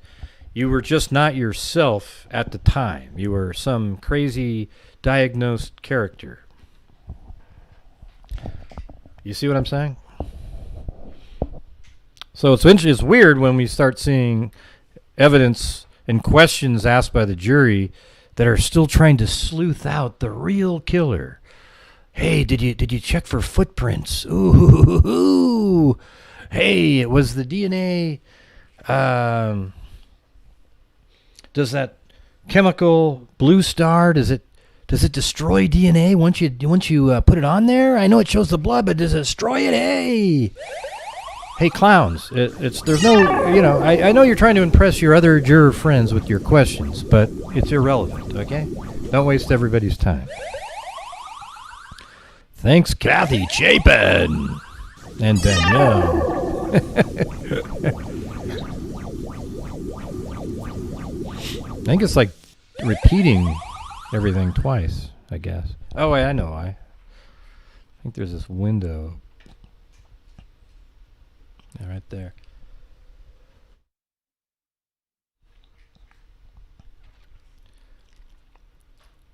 Yeah, the Chewbacca one is a funny one. Oh, yeah, so if you've seen the little Chewbacca mask right there on the screen, and you just heard it go, Chewbacca. I think I still have it over here. It's a hilarious there, story this one? with Chewbacca and Mark. Great, tell it. I'll tell it in a second. Well, here it is right here, see? Listen. Chewbacca? Oh, I'll do Chewbacca if you want me to. See, that's our buddy Cairo, who's really busy out there. He was at a hotel, and he was about to go outside to smoke a cigarette while he's on the road. And as he's opening the door to go outside, there's a lady on the ground, and she makes that sound. She says, Brrr. And then as soon as she made that sound, right there. Chewbacca? Oh, I'll do Chewbacca if you want me to. Yeah. Just got here. Coffee for Gray. Let's keep just serious. Majestic or not. Thank you. Appreciate it, Robin. Yeah, so that sound, they went, and then Cairo said, Chewbacca? And see, this is a sex worker. She was sitting on a curb right outside the hotel door. She goes, and then Cairo goes, Chewbacca? And then she says, I'll be Chewbacca if you want me to be. You know, because all guys out there, Ray, put a 1 for the guys watching. If you've been dreaming of, you know, maybe having sex with somebody that looked just like Chewbacca. Because that's what she was offering. I'll be Chewbacca if you want me to be. Yeah, I think he would have said, no thanks. Okay? No thanks. Now, Brian Joe is one rare person, though. He has thought that before. Now, it's just a dream he's had. It's not one that he's definitely like, yeah, boy, it's something I really want to do. It was. Thanks, Jamie. Mm-hmm. And then also, you keep seeing the prosecution bring up, and they're sort of going over the case, but I think they have to do it that way, because what if it went like this? This trial starts off, and the defense says, we admit to everything, and the prosecution goes, oh, cool, so we don't have to. Let's say the defense said, we admit to everything, but we're just going on insanity.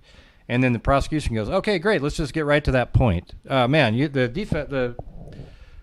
The criminal would have such a way higher chance of success doing that, because you wouldn't be able to lay out all the stuff that was done and the intricacies of like what she was doing, her planning, leaving the phone at home at various times, and renting cars and doing all these different things.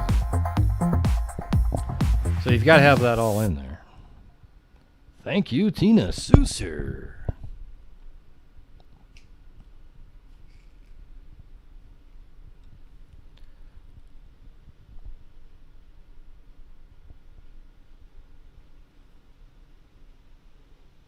Marlene's been a member for 6 months. I'm saying it now. I can do it. Yeah, so you got, you're the one that just ordered the notebook, right? I think the address on PayPal is the correct one, right?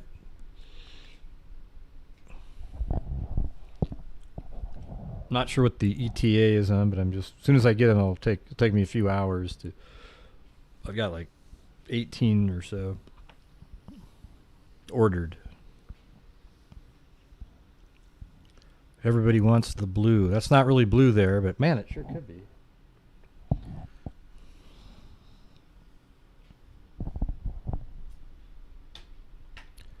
Exciting and new. Let's get that music playing again.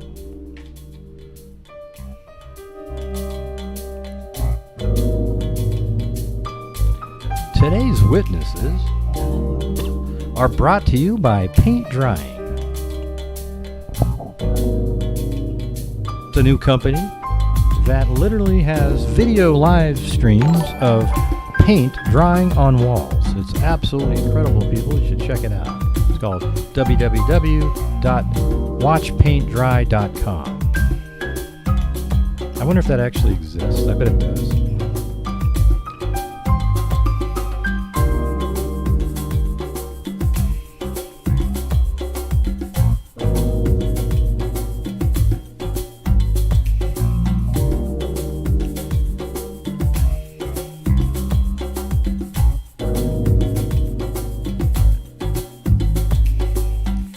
Okay, well, we'll see you guys.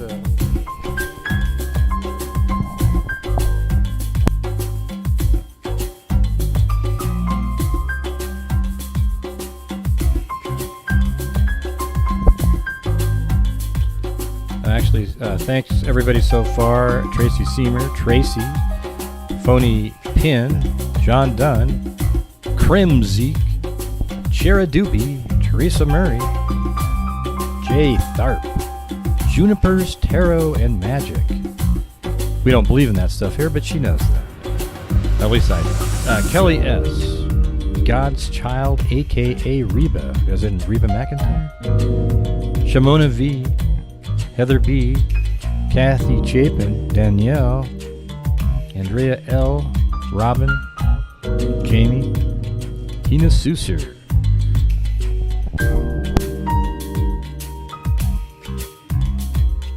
I just I tested negative this morning for COVID on that test. Who knows what that means?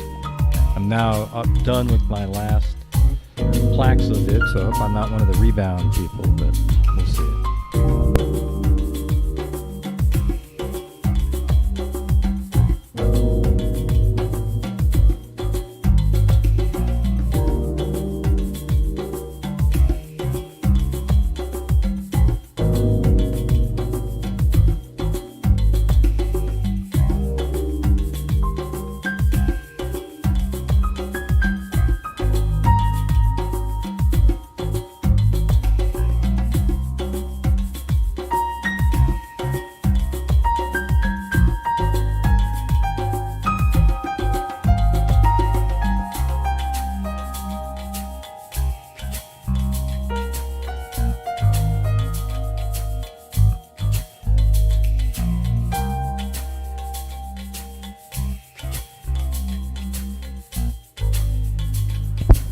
You guys can still hear me, right? Okay.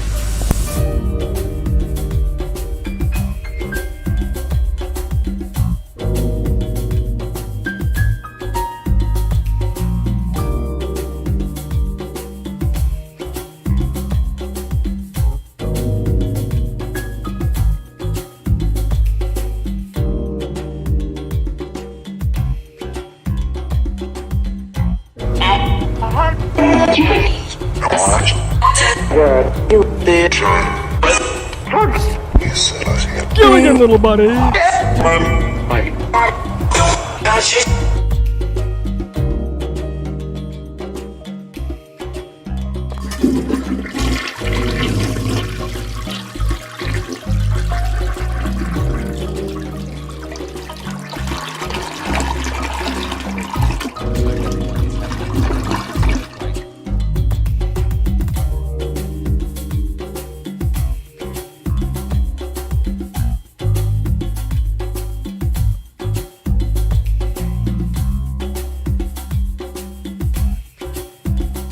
Ray is so mean.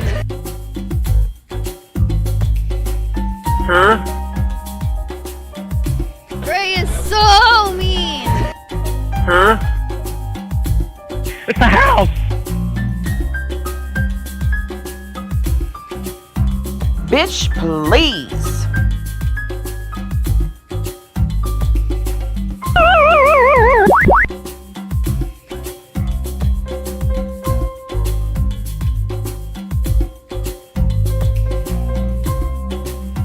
Dude.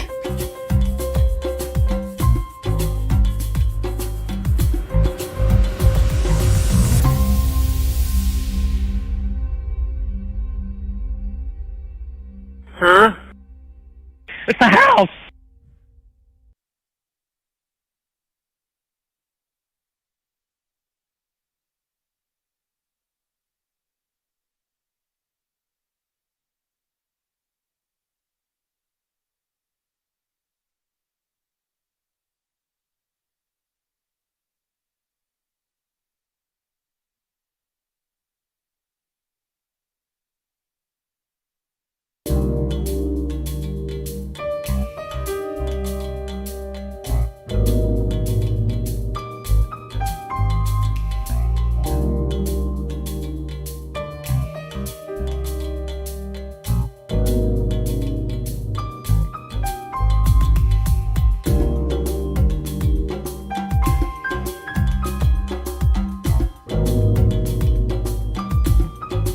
Juniper, your name triggers me. I need a bunny.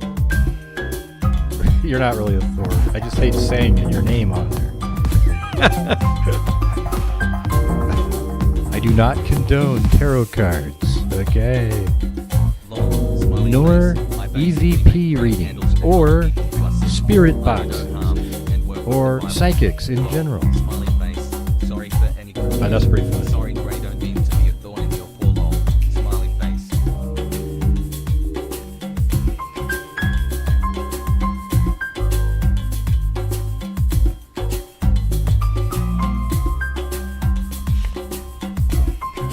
I'm triggered. Does anybody have a bunny to hold?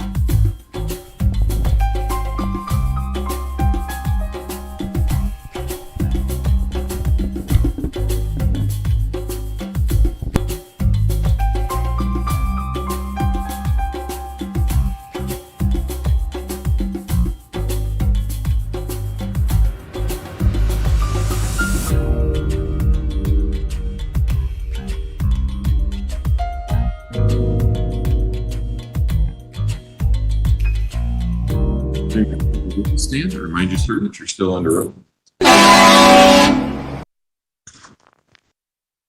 And is there anything we need to take up at this point? No, Your Honor. All right, let's go and bring adjournment.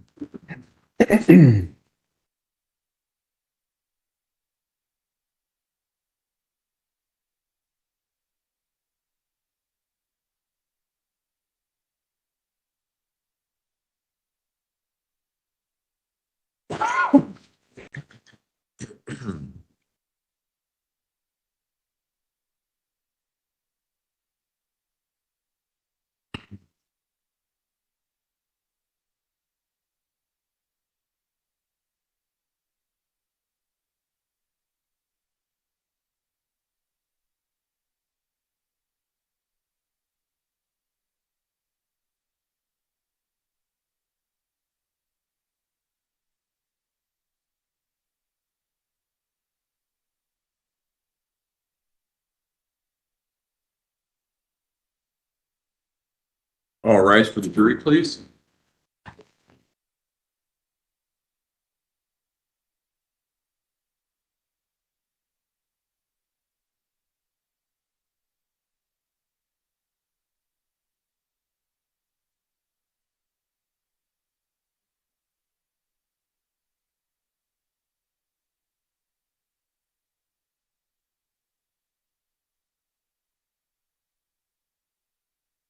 Thank you. May all be seated. Court will recall CR 1358, People versus Letecia Stauch. Record should reflect the jury has returned to the courtroom. Mr. Allen. Thank you, Your Honor. So where we had last left off, Commander Mihalko, was we were talking about the different searches of the 6627 Mandan Drive. Think you've testified that on February 7th is when the scene was officially locked down. I mean, what does that mean when you lock down a scene? So at that point, detectives changed the locks on the residence. They disabled the garage door, so they wouldn't be able, no one would be able to access the residence from the garage, and we secured the house that way. How many homicide scenes have you responded to in your career, both as a detective and now as a in leadership? Quite a few. I can say well into coverage and commentary. Fire. 30s or more. Okay. In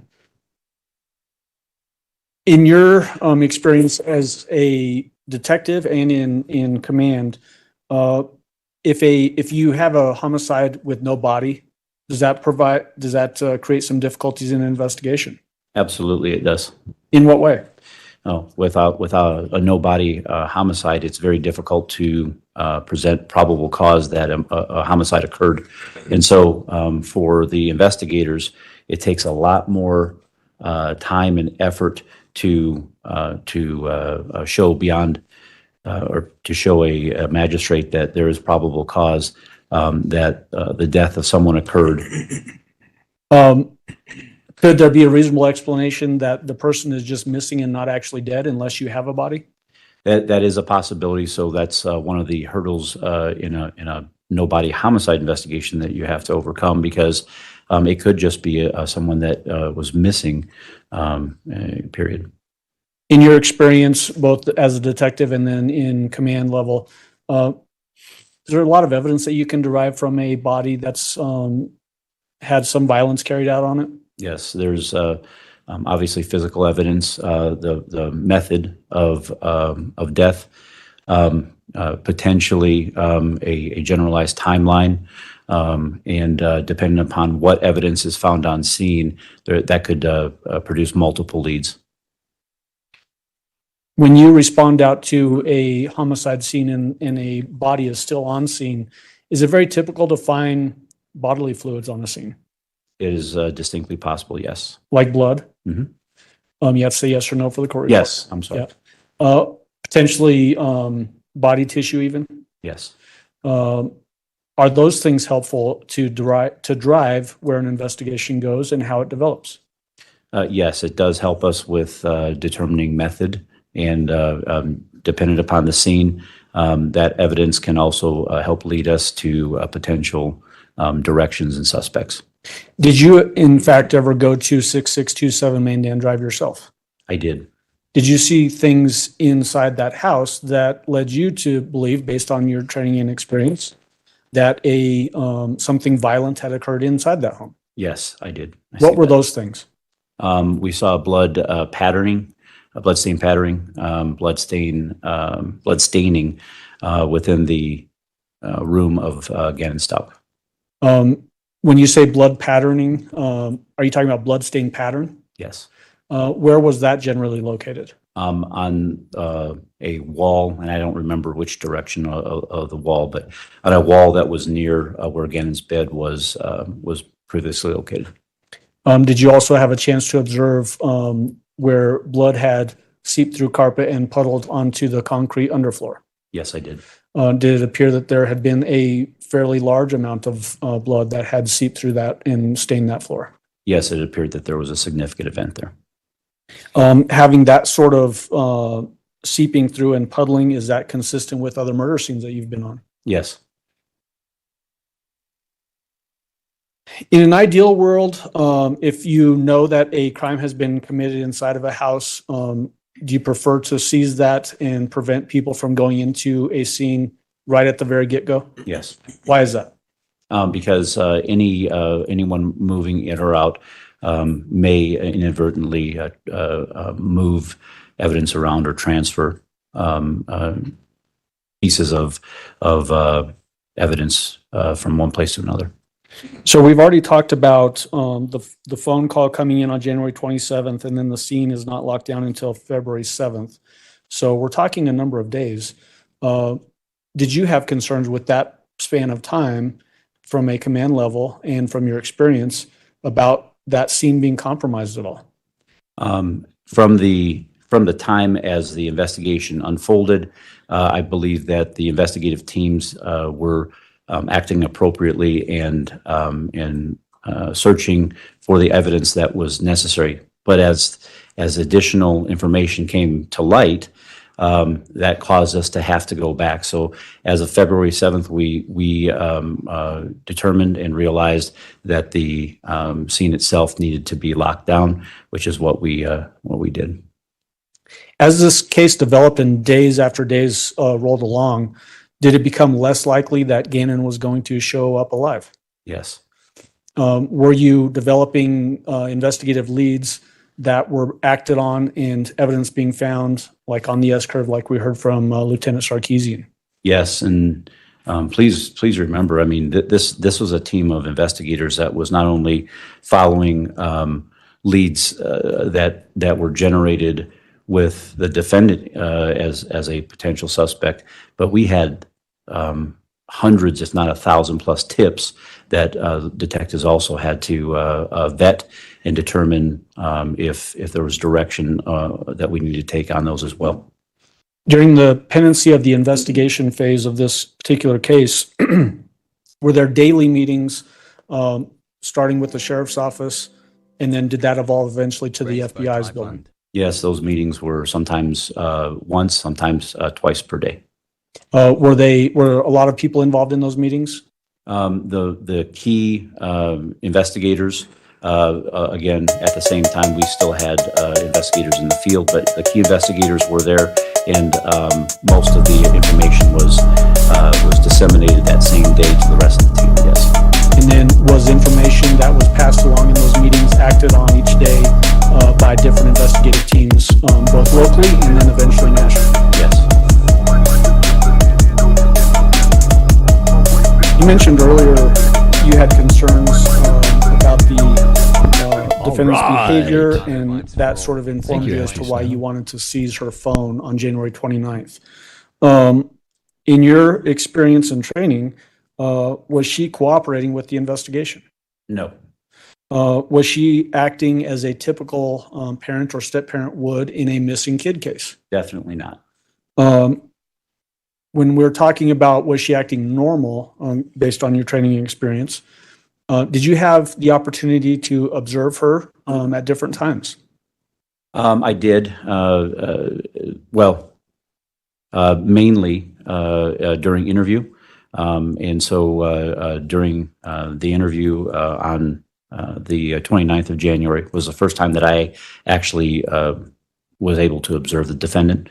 And then I did observe some of her interactions with media.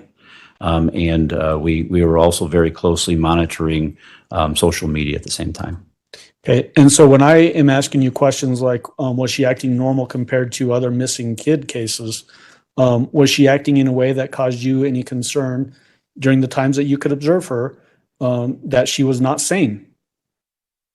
That she was not sane? Right, No. that she was insane. No. Did it ever get anywhere close to that in the observation periods that you had of her? No, what it appeared to me was, as the information developed, it appeared to me that the defendant was very cognizant of what was occurring and took specific steps, almost being methodical in misdirecting and redirecting investigative efforts. Did those efforts, in fact, cause the investigation to be manipulated, especially early on, away from the crime scene? Absolutely, yes. You have just a moment, Your Honor. Okay. Oh, yeah, thank you. Thank you. Cross-examination. Thank you. Mr. Cook? Commander, good morning. Good morning. My name is Will Cook, and I'm sure you can tell by now I represent Miss Stauch. Camp, I can tell you're out of energy already. This was originally a missing child, and or originally was a possible runaway, but then became a missing child.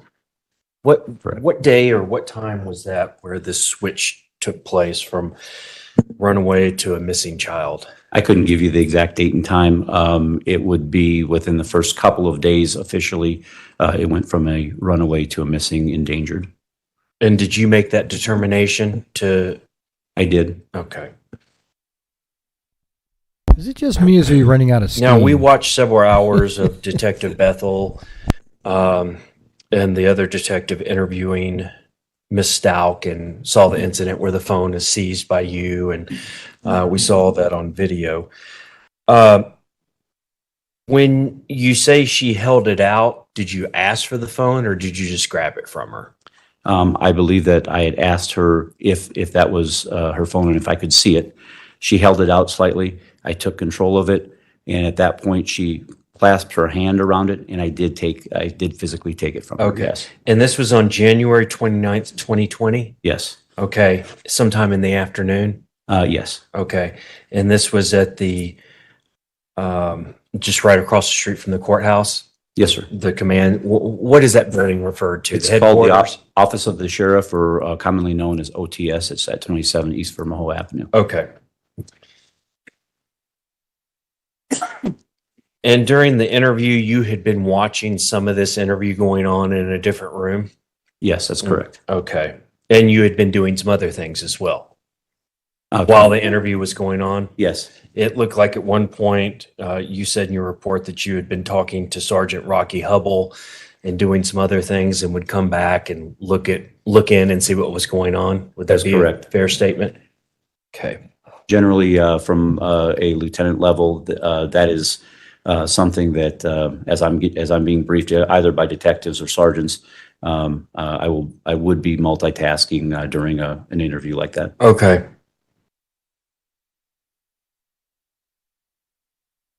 So, Gannon, just kind of a timeline as far as you know, January 27th, 2020, Gannon is reported missing or run away by Miss Stauch in the evening, correct? Yes. Okay.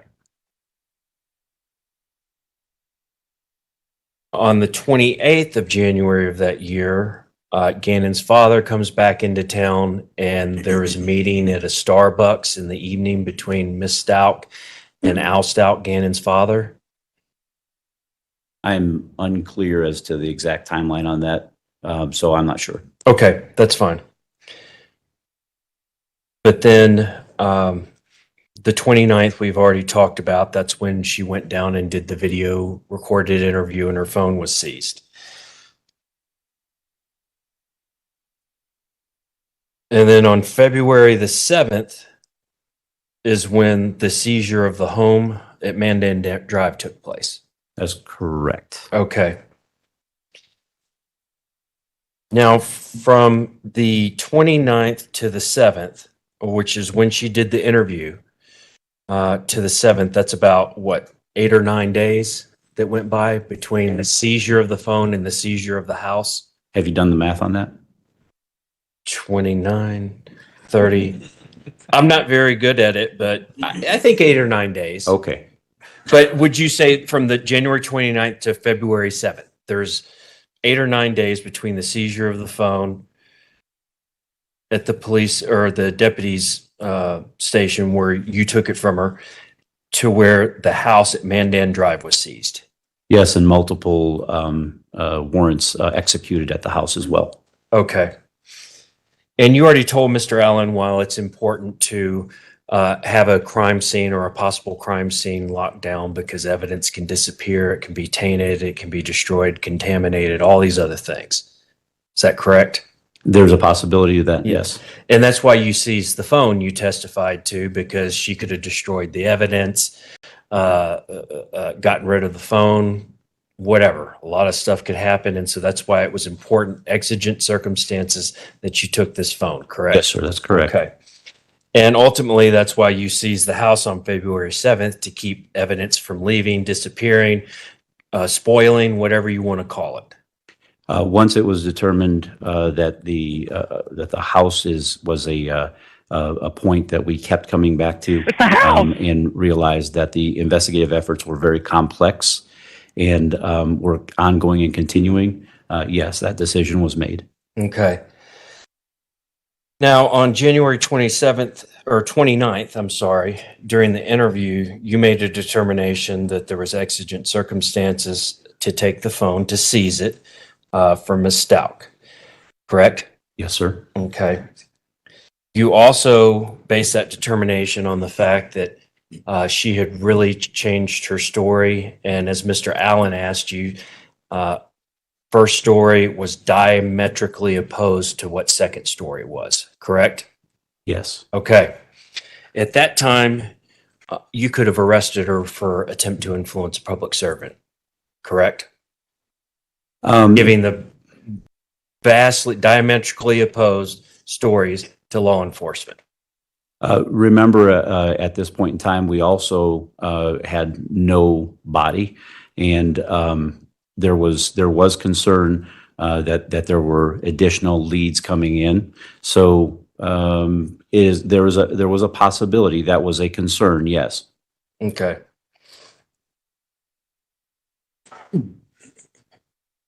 Enough to where you were able to seize a phone of Ms. Stauch into the possible investigation of Gannon's disappearance. Correct. And I'm not talking about, charging her with murder at the time. I'm talking about attempt to influence the public servants.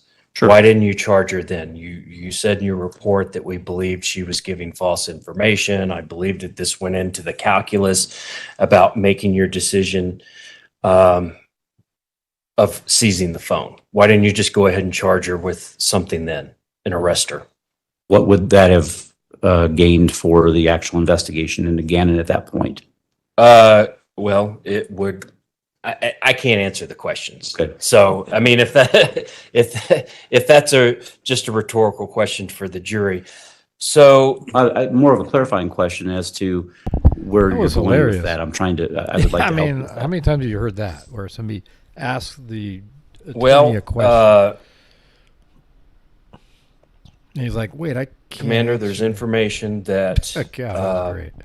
after the 29th, but before the house was locked down on February 7th, that Ms. Stauch and her family had arrived at the Mandan Drive house with a moving van and moved out of the residence, correct? I don't remember the exact dates, but there was a timeline in there that they did move. Yes. It was between her interview on January 29th and but after that, but before the house was seized on February 7th, correct? Yes. Okay. And also there's allegations and evidence that has come in that actually Ms. Stauch, after January 29th, after the interview and the phone seizure, transported Gannon's body to Florida and dumped it in a swampy area. That happened after January 29th, but before February 7th, the house being How seized, come correct? this clown can't ever say her name right? He's her attorney, for Not God's sure sakes. exactly when that occurred, but again, I would have to actually go back to reports to see the exact timeline. I apologize, I'm not able to give a more clear answer on that. If you're telling me that is what your understanding is, I could agree to that likely being the case.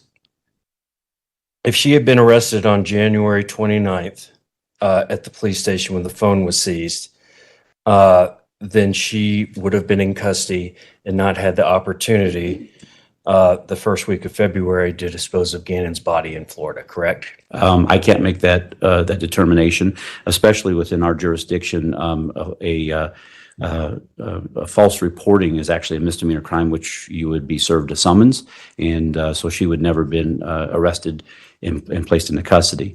If there was enough information for a felony attempt to influence, that is a very low bond and generally something that people are out on extremely quickly.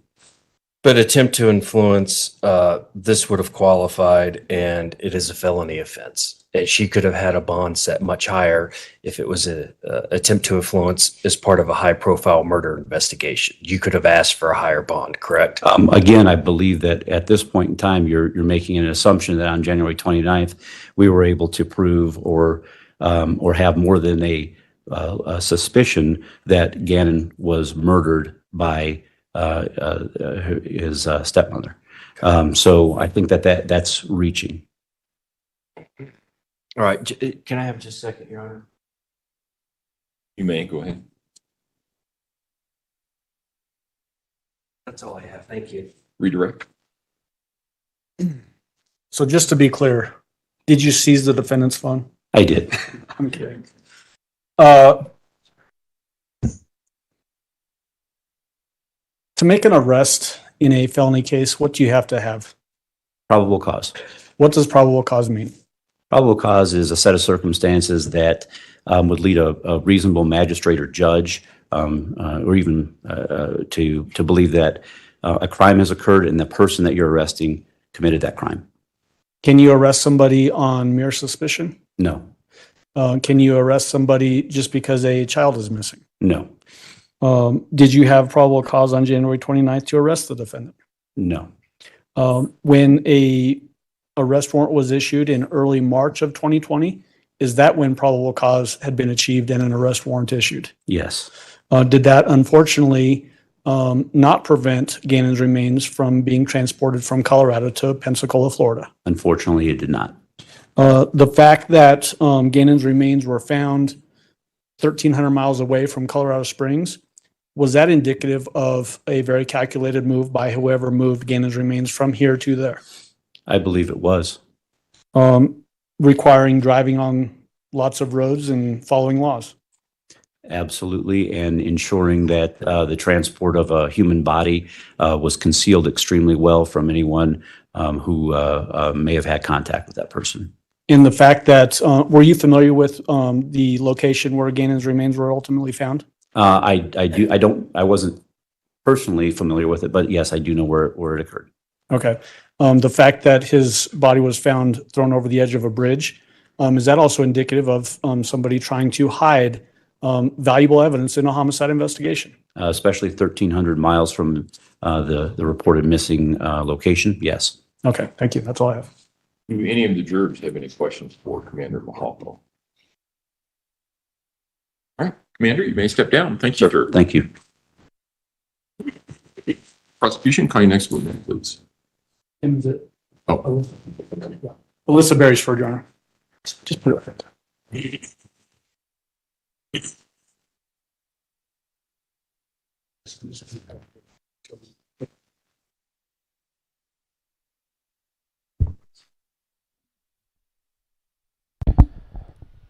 Letecia is looking particularly radiant today. Just chat.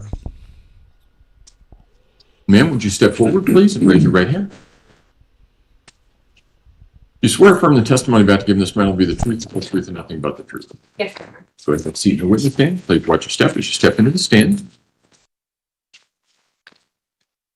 And Judge, just as a preliminary matter, before we get into Ms. Berry-Scherer testimony, we have quite a number of photos that we're going to be admitting through her. It's basically 528 through 678. And to be efficient, I've asked defense if they will stipulate to admission of those items so that we can just jump into her testimony. So I would move for admission of 528 through that last number, which was 678. 678. Thank you. That's fine, Your Honor. All right. No objection. Exhibits 528 through 678 will be admitted. Go ahead. And just before I get into the testimony, I want to put these photos up here on the. That's fine. That's all of them. There are some from a different witness in here, but those get really slippery in these sleeves if I take them out of here. No, that's fine. Okay.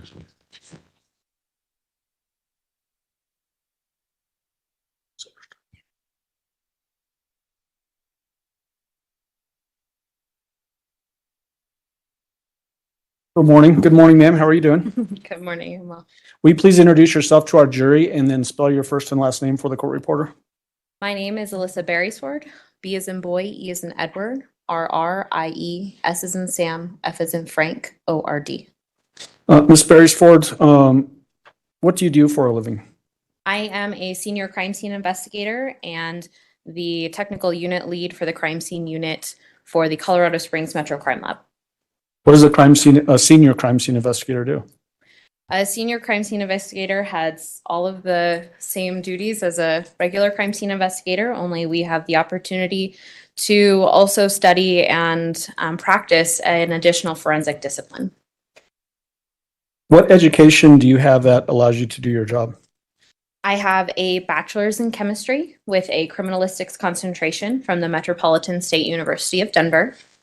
Upon being hired, I completed an internal training program where I was on call 24 hours a day, 7 days a week for 6 months. During that time, I responded to everything: crime scenes, vehicles, autopsies, person processings, all with a qualified crime scene investigator. And in addition to that, I have had the opportunity to attend several training classes in topics like crime scene investigation, shooting incident documentation, and bloodstain pattern analysis. Do you have any professional affiliations?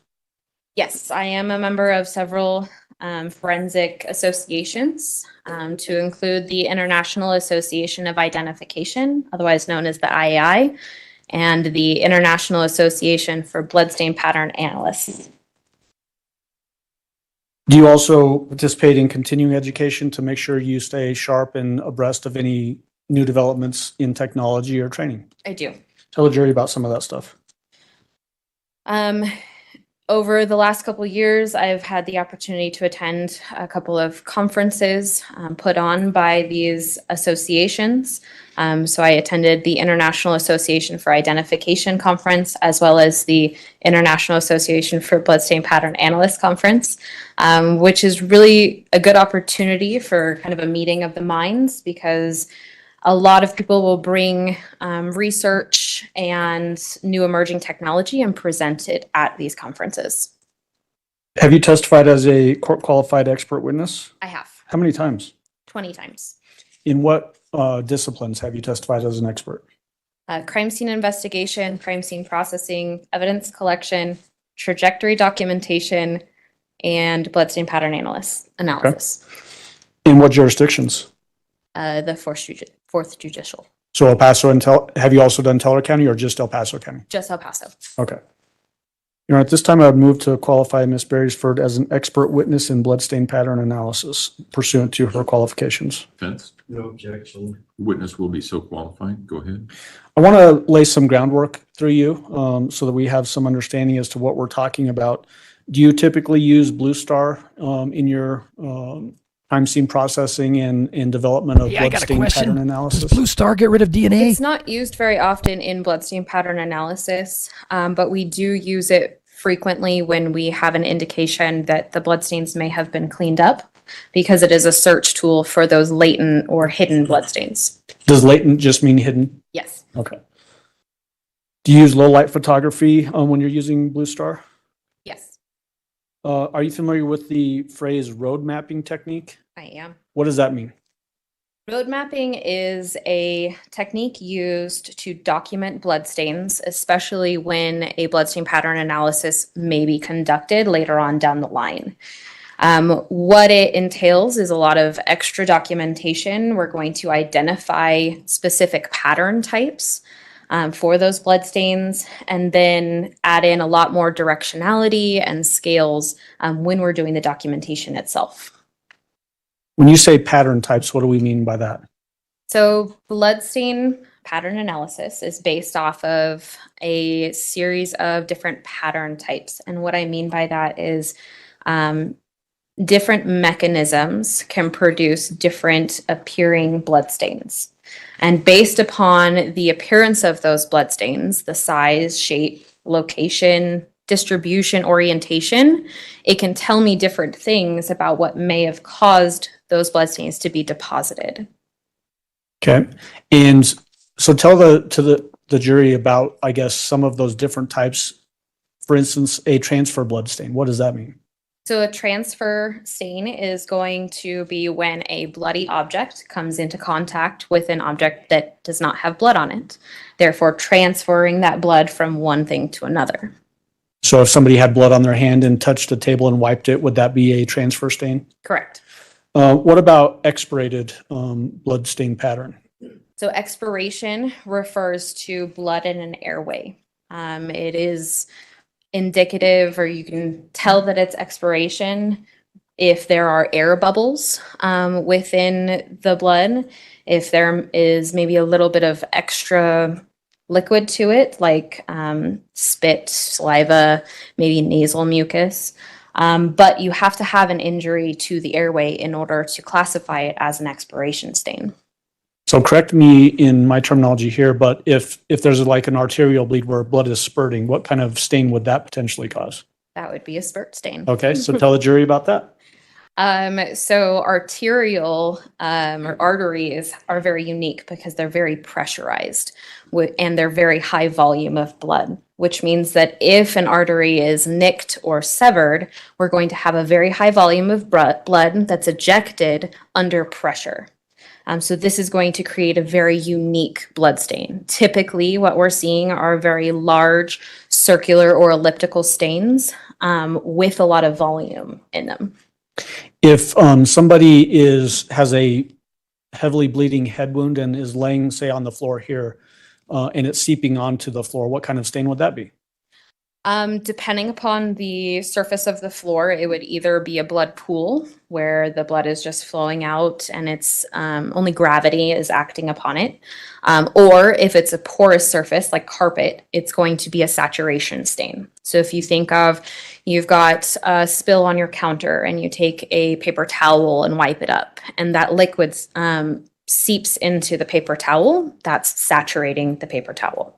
Can you have both a saturation stain and a pooling stain in one single event? Yes, Meaning that blood seeped, saturated through carpet and then seeped into a pool area. correct.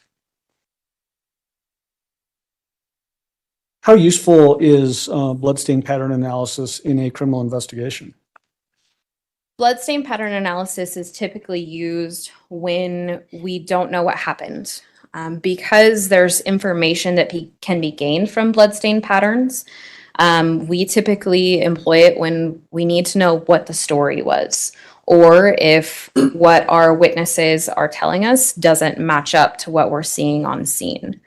Bloodstain pattern analysis can be used to determine what kind of mechanisms created the bloodstain patterns, maybe a sequence of events, or even the location of that blood source or injury within the scene. What about, can you to determine to some level the amount of energy used that caused a blood pattern to exist? Not necessarily in degrees of velocity or force. Okay. What are some limitations with bloodstain pattern analysis? Well, we can only work with what we see in front of us. So if all of the bloodstain patterns aren't there, then we won't have the full picture and we won't be able to tell the full story. Some other limitations are mostly documentation, in the sense of if we don't have good photographs, if we don't have good diagramming, then for an analyst, it's going to be very difficult to try and go through all of that and make determinations. On top of that, depending upon what investigative question is trying to be answered, we may want DNA analysis to be done on those bloodstains so that we can link the pattern or mechanism with an individual. When you are looking at a potential bloodstain pattern for analysis, can you sometimes see that there's been some effort to clean a particular area, potentially clean bloodstain patterns? Yes. What do you see when you're that tells you those types of things? In most cases, it just doesn't make sense.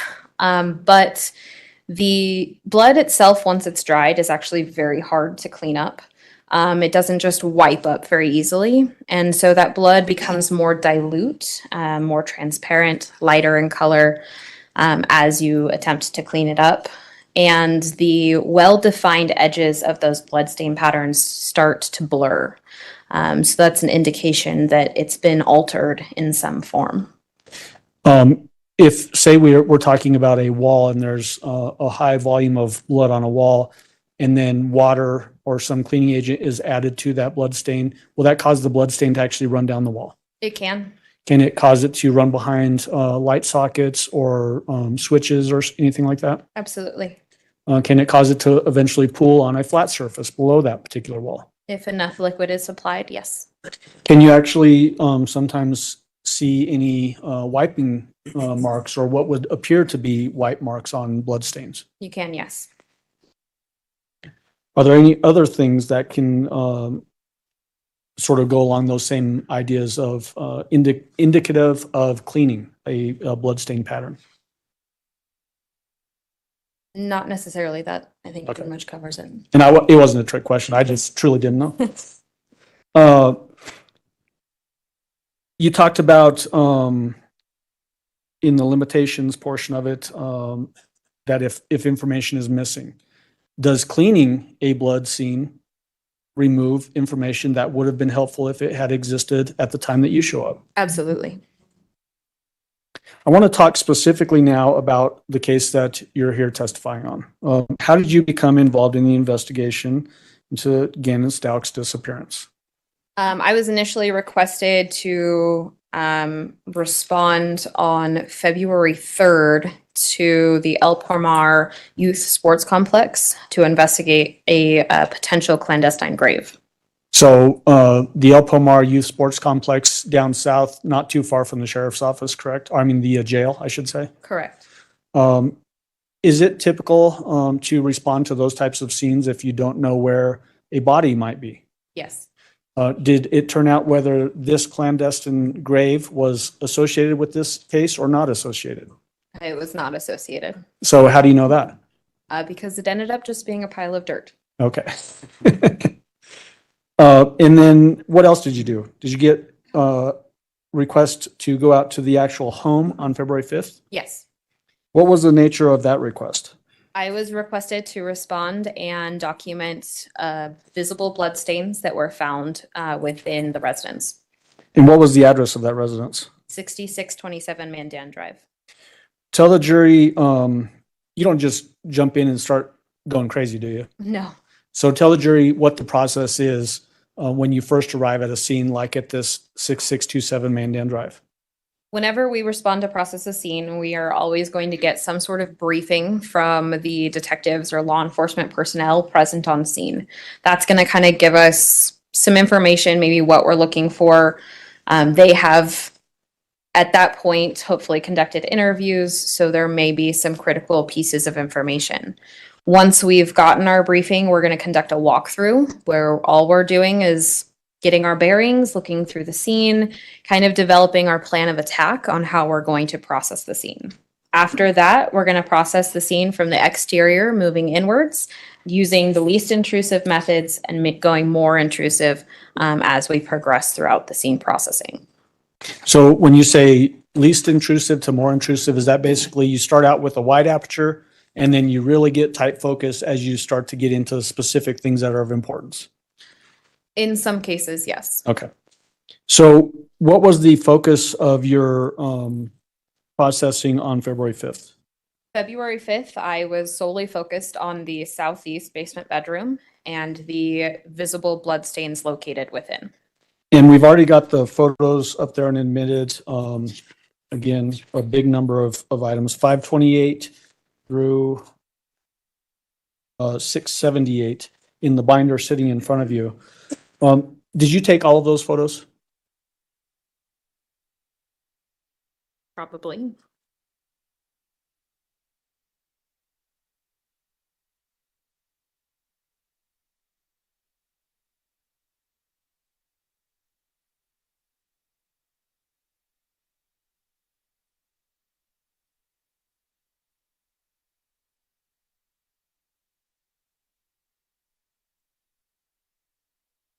I think I could have saved us some time. Are those all photos taken of the scene that you processed on February 5th of 2020? Yes. Okay.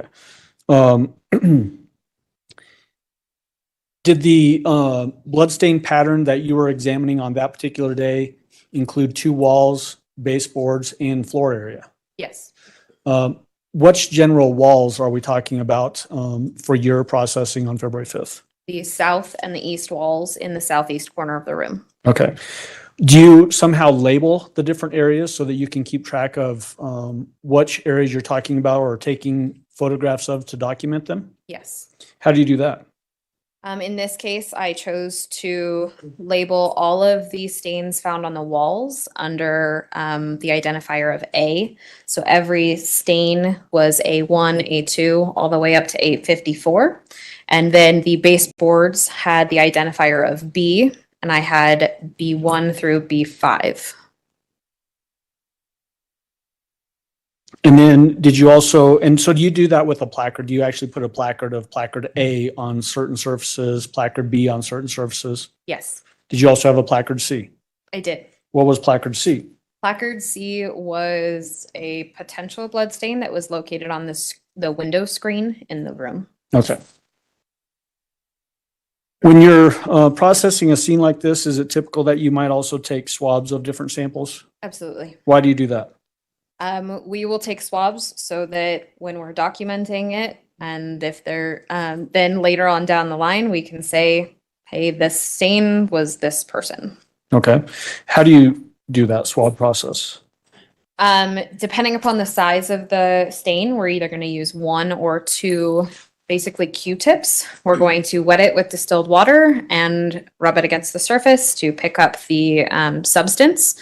We'll then package it in its own packaging, and it moves on down the line until it's submitted into evidence. Those Q-tips that you're referencing, are they sealed before you use them? Yes. Why is that? We want them to be sterile. That way we're not introducing any additional potential contamination. And then once you get done collecting a swab, so you rub it on a particular surface or stain, do you seal them again so that they also can't be contaminated after the fact? Yes, Did you swab any particular areas in this particular case? I did. How many different swabs did you take? I collected 10 swabs. Did you use that same exact process you just described? I did. And then did you actually submit those into evidence for subsequent lab testing if necessary? I did. What were your impressions of this particular scene? When I first walked in, I couldn't see any of the bloodstains. It wasn't until we got pretty close to the wall and we were really looking for them that we found them. And after we had identified them, which it took about an hour and a half to go through and identify all of those tiny little bloodstains, it definitely was not a static event. There was something dynamic that happened there, more than just a single event within that room. What do you mean by that? I've been to crime scenes with a single gunshot wound that has no blood. I've been to crime scenes with a few stab wounds that have no blood. To have blood at that scale and of those types of patterns, there has to be some movement within that scene. So some object with blood, whether it's the blood source itself, impact events, or a bloody object being swung, was present within that room. Would it be helpful for you to explain what you're talking about, to put a particular photo up on the screen so the jury can see sort of what you're describing? And I'm going to rely on your expertise to tell me which one would be best to help describe what you just talked about. Sure.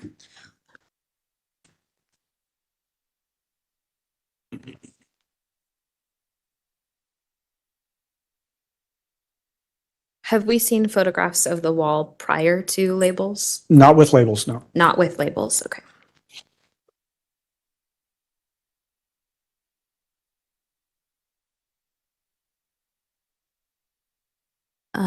Let's go with People's Exhibit 540. Okay. Give us just a minute to scroll through to that number. And permission to publish, Judge, as I see fit during the testimony of Ms. Berry-Scherer. Okay, so we've got 540 on the board behind you. You can either describe what you're looking at in the photo that's on the table in front of you, or if you want to point out things on this wall, use the pointer that should be up there in the witness stand somewhere. Got it. Okay. So this photograph is an overall photograph of the bedroom after all of the stains have been identified. So you can see in this photograph, there's those little black rectangles. Those are each going to identify a minimum of one spatter stain. And by spatter stain, I mean a circular or elliptical stain that is produced by some external force being applied to liquid blood, whether that's on a surface or from an injury itself. So this kind of shows the magnitude of those spatter stains. It reached fairly far. We have a height of 5 to 6 feet tall, and it spanned on the, I believe that's the east wall, at least 6 feet down the wall. So this isn't just one area. There's some movement involved with this. So let's dig into this photo just a little bit. There's the white on that, I'm sorry, the yellow that stretches through both walls on that south and then east wall as well. Yes. What is that yellow stuff there? That is road mapping tape. So that is part of our road mapping documentation. And that allows a bloodstain pattern analyst to look at a stain, reference the scale tape, and say this stain was approximately 5 feet high. Are all of the blood stains that you looked at for this particular case, with the exception of the window, all contained below and inside of that yellow border road mapping tape? There is one additional stain that is, if I may I stand? Yeah, absolutely. Just make sure when you stand up, because you're away from the microphone, that the furthest juror can hear you. So there is a stain that is just past the reaches of the scale tape, and it's going to be on the baseboard, kind of over here on the lower left-hand corner of the photograph. And I'm going to have you stay there for just a moment. All of those white rectangular stickers, are those your evidence stickers that you placed that are below and inside of that yellow road mapping tape? Yes. What about the white things that we see above the road mapping tape? Those are wall decorations that were there prior to my arrival. So those have nothing to do with your analysis of this scene, correct? Okay. You mentioned the height and I'm going to use the word enormity. Did that surprise you for this particular scene? It did. Why? At that point, we really had no indication of what the cause of death could be. So something like this is a lot more, for lack of a better word, violent than I expected to see. Did this indicate to you that there had been a significant bloodletting that occurred in this bedroom? Yes. Did these stains lend themselves to one pattern? We talked about the other patterns earlier. Did these lend to one pattern, or were there multiple different patterns potentially? So because of the cleaning that was involved, we really couldn't say that it was from a specific pattern. If you think of a photograph, which is made up of a lot of tiny little pixels, right? If you have all of the pixels together, you can see what the picture is and what it means. If you only have 50 pixels and they're randomly spread across a photograph, you're not going to be able to tell what may actually be in that photo. Were there some of these blood stains that showed potentially different directionality? Yes. Can you show us a couple of examples of that, just so that we understand what you're talking about? And then again, just tell me which exhibit number would be best for you to point to for that.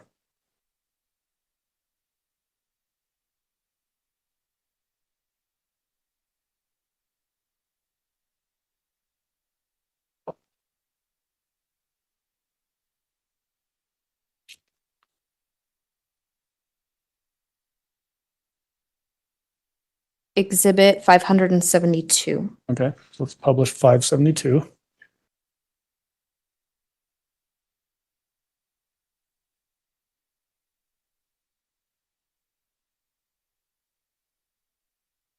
Okay, so we've got 572 displayed on the screen behind you.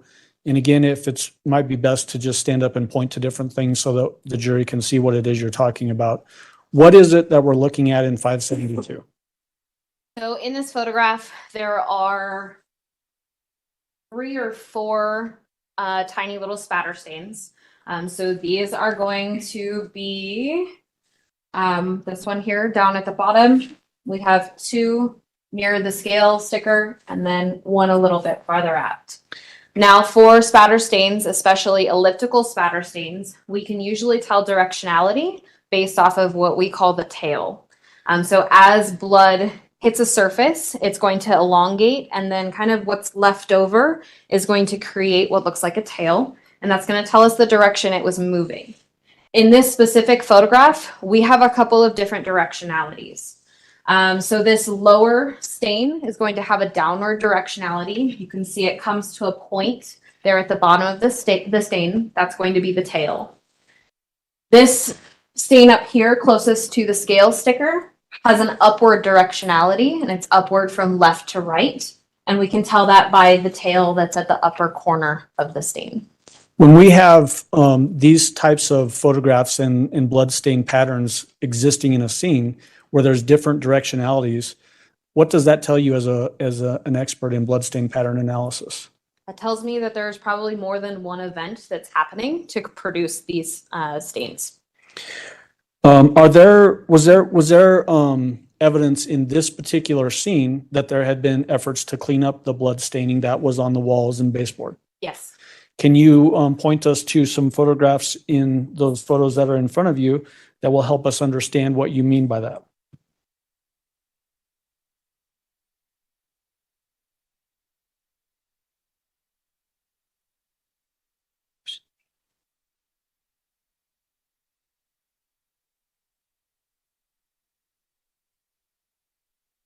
Um, 586.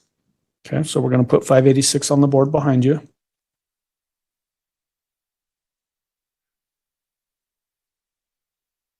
Okay, so just for orientation purposes, this is the power outlet that's lower, closer to the floor on that east wall in Gannon's bedroom. Correct. All right, so what are we looking at here that shows you there's some indication that cleaning had occurred in this bedroom? So there's actually 2 things within this photograph. The first, we can see a visible blood stain right here in the center. The edges of this stain are very blurred, meaning it's not well defined. It's been altered in some way.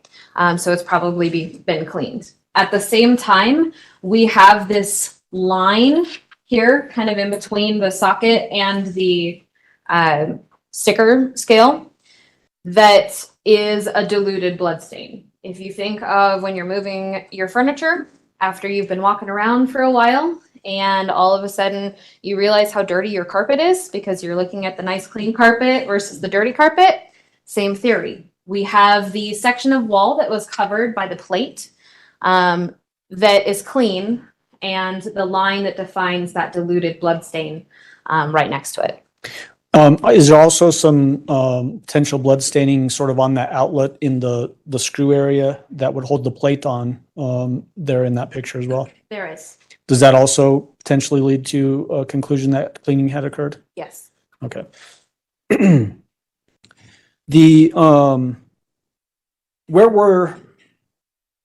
well, first of all, we can see texture of the wall here, correct? Yes. Is the walls, both the south and the east wall, similarly textured as what we see in people's 586? Yes. Were the majority of the blood spots or stains in the recesses of that wall texture? That's hard to say. There actually was a fair amount of stains that were on the top of the surface, but there were some that were caught within the crevices. Okay.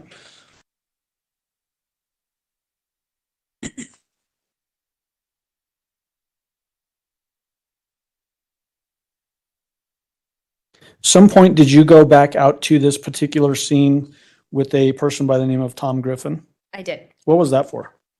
Mr. Griffin was doing a bloodstain pattern analysis on this case and wanted to examine the bloodstains further. So I went out to assist with his examination and any further documentation that he required. Do you know whether or not he actually prepared and submitted an expert report in this case? I do. Okay. Your Honor, may I approach with People's Exhibit 679? You may.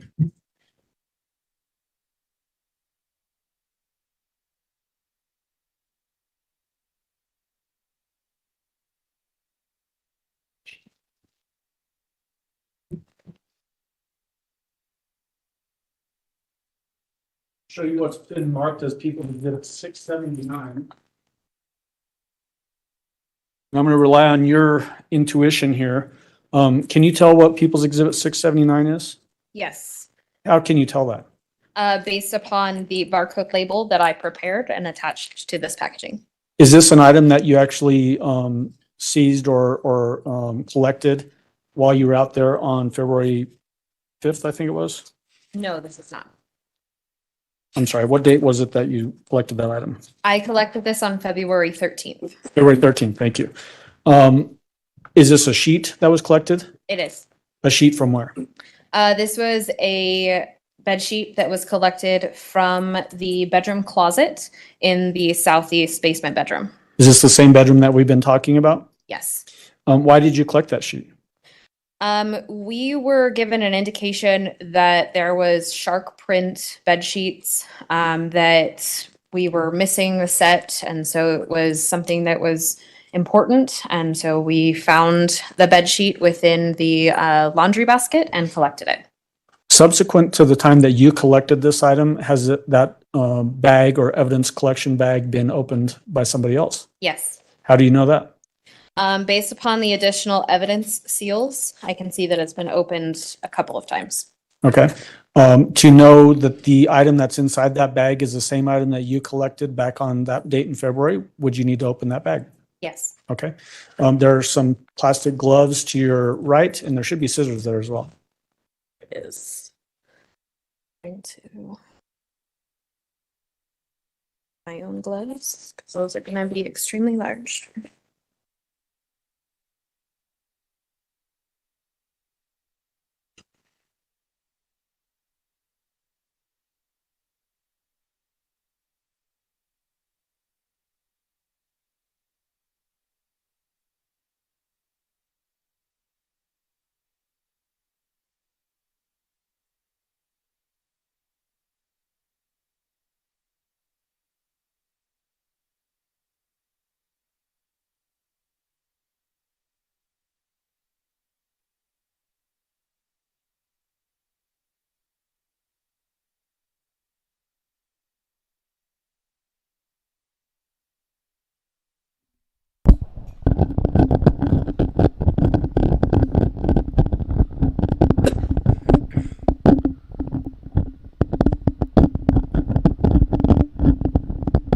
Is that the bed sheet that you collected on that date? Yes, Is it in the paper same or crumble. substantially the same condition today as the day that you collected it? it is.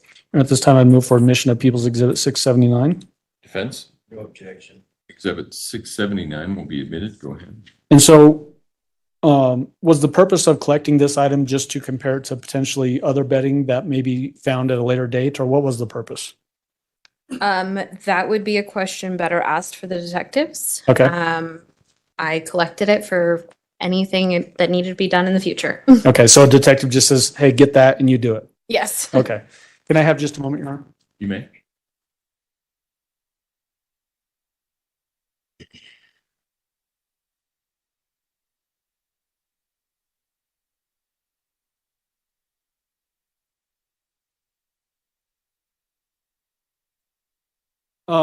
One final thing. Did you find any shell casings in that bedroom? No, Did you find any knife or sharp objects that could have been used to stab somebody? no. That's all I have, Your Honor. Cross-examination, Mr. Cook. Thank you. Hi, how are you? Good. I think we've met before several times in the last few months, so good to see you again. I just have a couple questions for you. So your testimony to Mr. Allen was that from the staining, the blood pattern, that you think that this was a very violent event? Yes. Okay.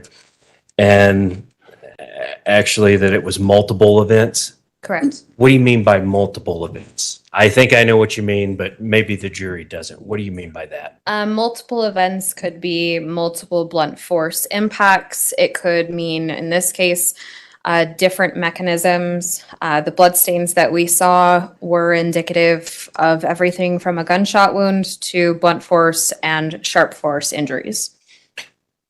Multiple events could have been a shooting and multiple stab wounds with Could. the knife. Okay. And also, in addition to being very violent, multiple events that the blood was coming from different directions. Correct. Just all coming from one way. It was, Yes. You said you had the head and the tail facing one way, the head and the tail facing another way with another stain. So it was coming from everywhere. From different directions, yes. Okay. Thank you. Redirect. I don't think I have anything, Your Honor. Do any of the jurors have any questions for Ms. Beresford? All right, looks like we have one. If you would retrieve that, Mr. Allen, and counsel approach, please.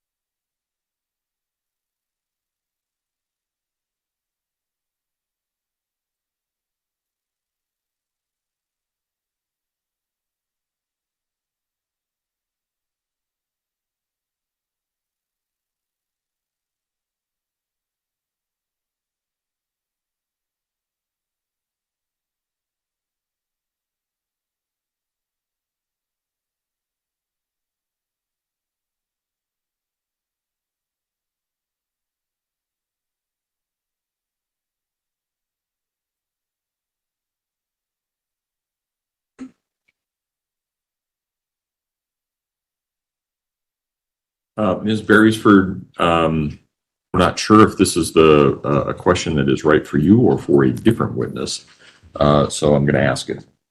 Does anything about the blood stain patterns at the crime scene suggest a chronological order of events?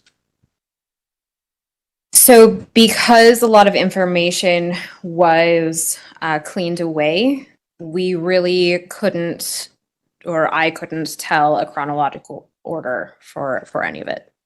All right, I will allow reasonable follow-up as to that question. Only prosecution. Only just that. What does that matter? The bloodstain patterns that you were seeing were consistent with all those different mechanisms, either a gunshot, a knife or sharp force, or blunt force, Correct. or combination of any of those three. Correct. Okay, thank you. Mr. Cook? Thank you. Ms. Beresford, you may step down. Thank you, ma'am. Thank you.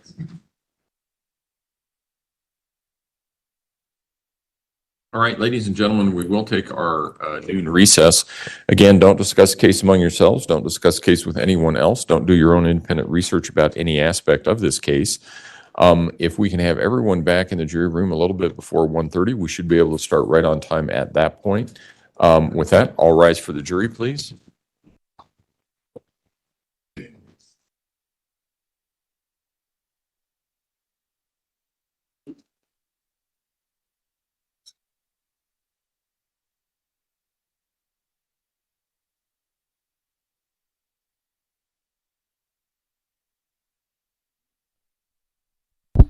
Thanks, everyone. We'll be back for part 2 later.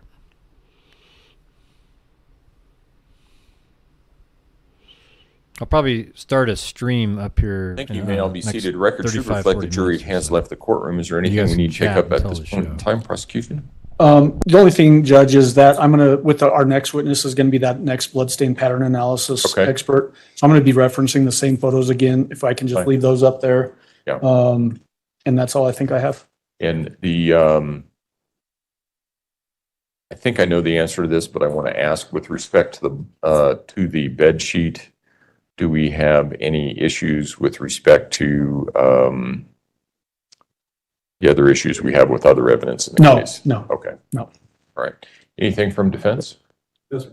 Okay. All right. Court will be in recess. Thank you. Rise.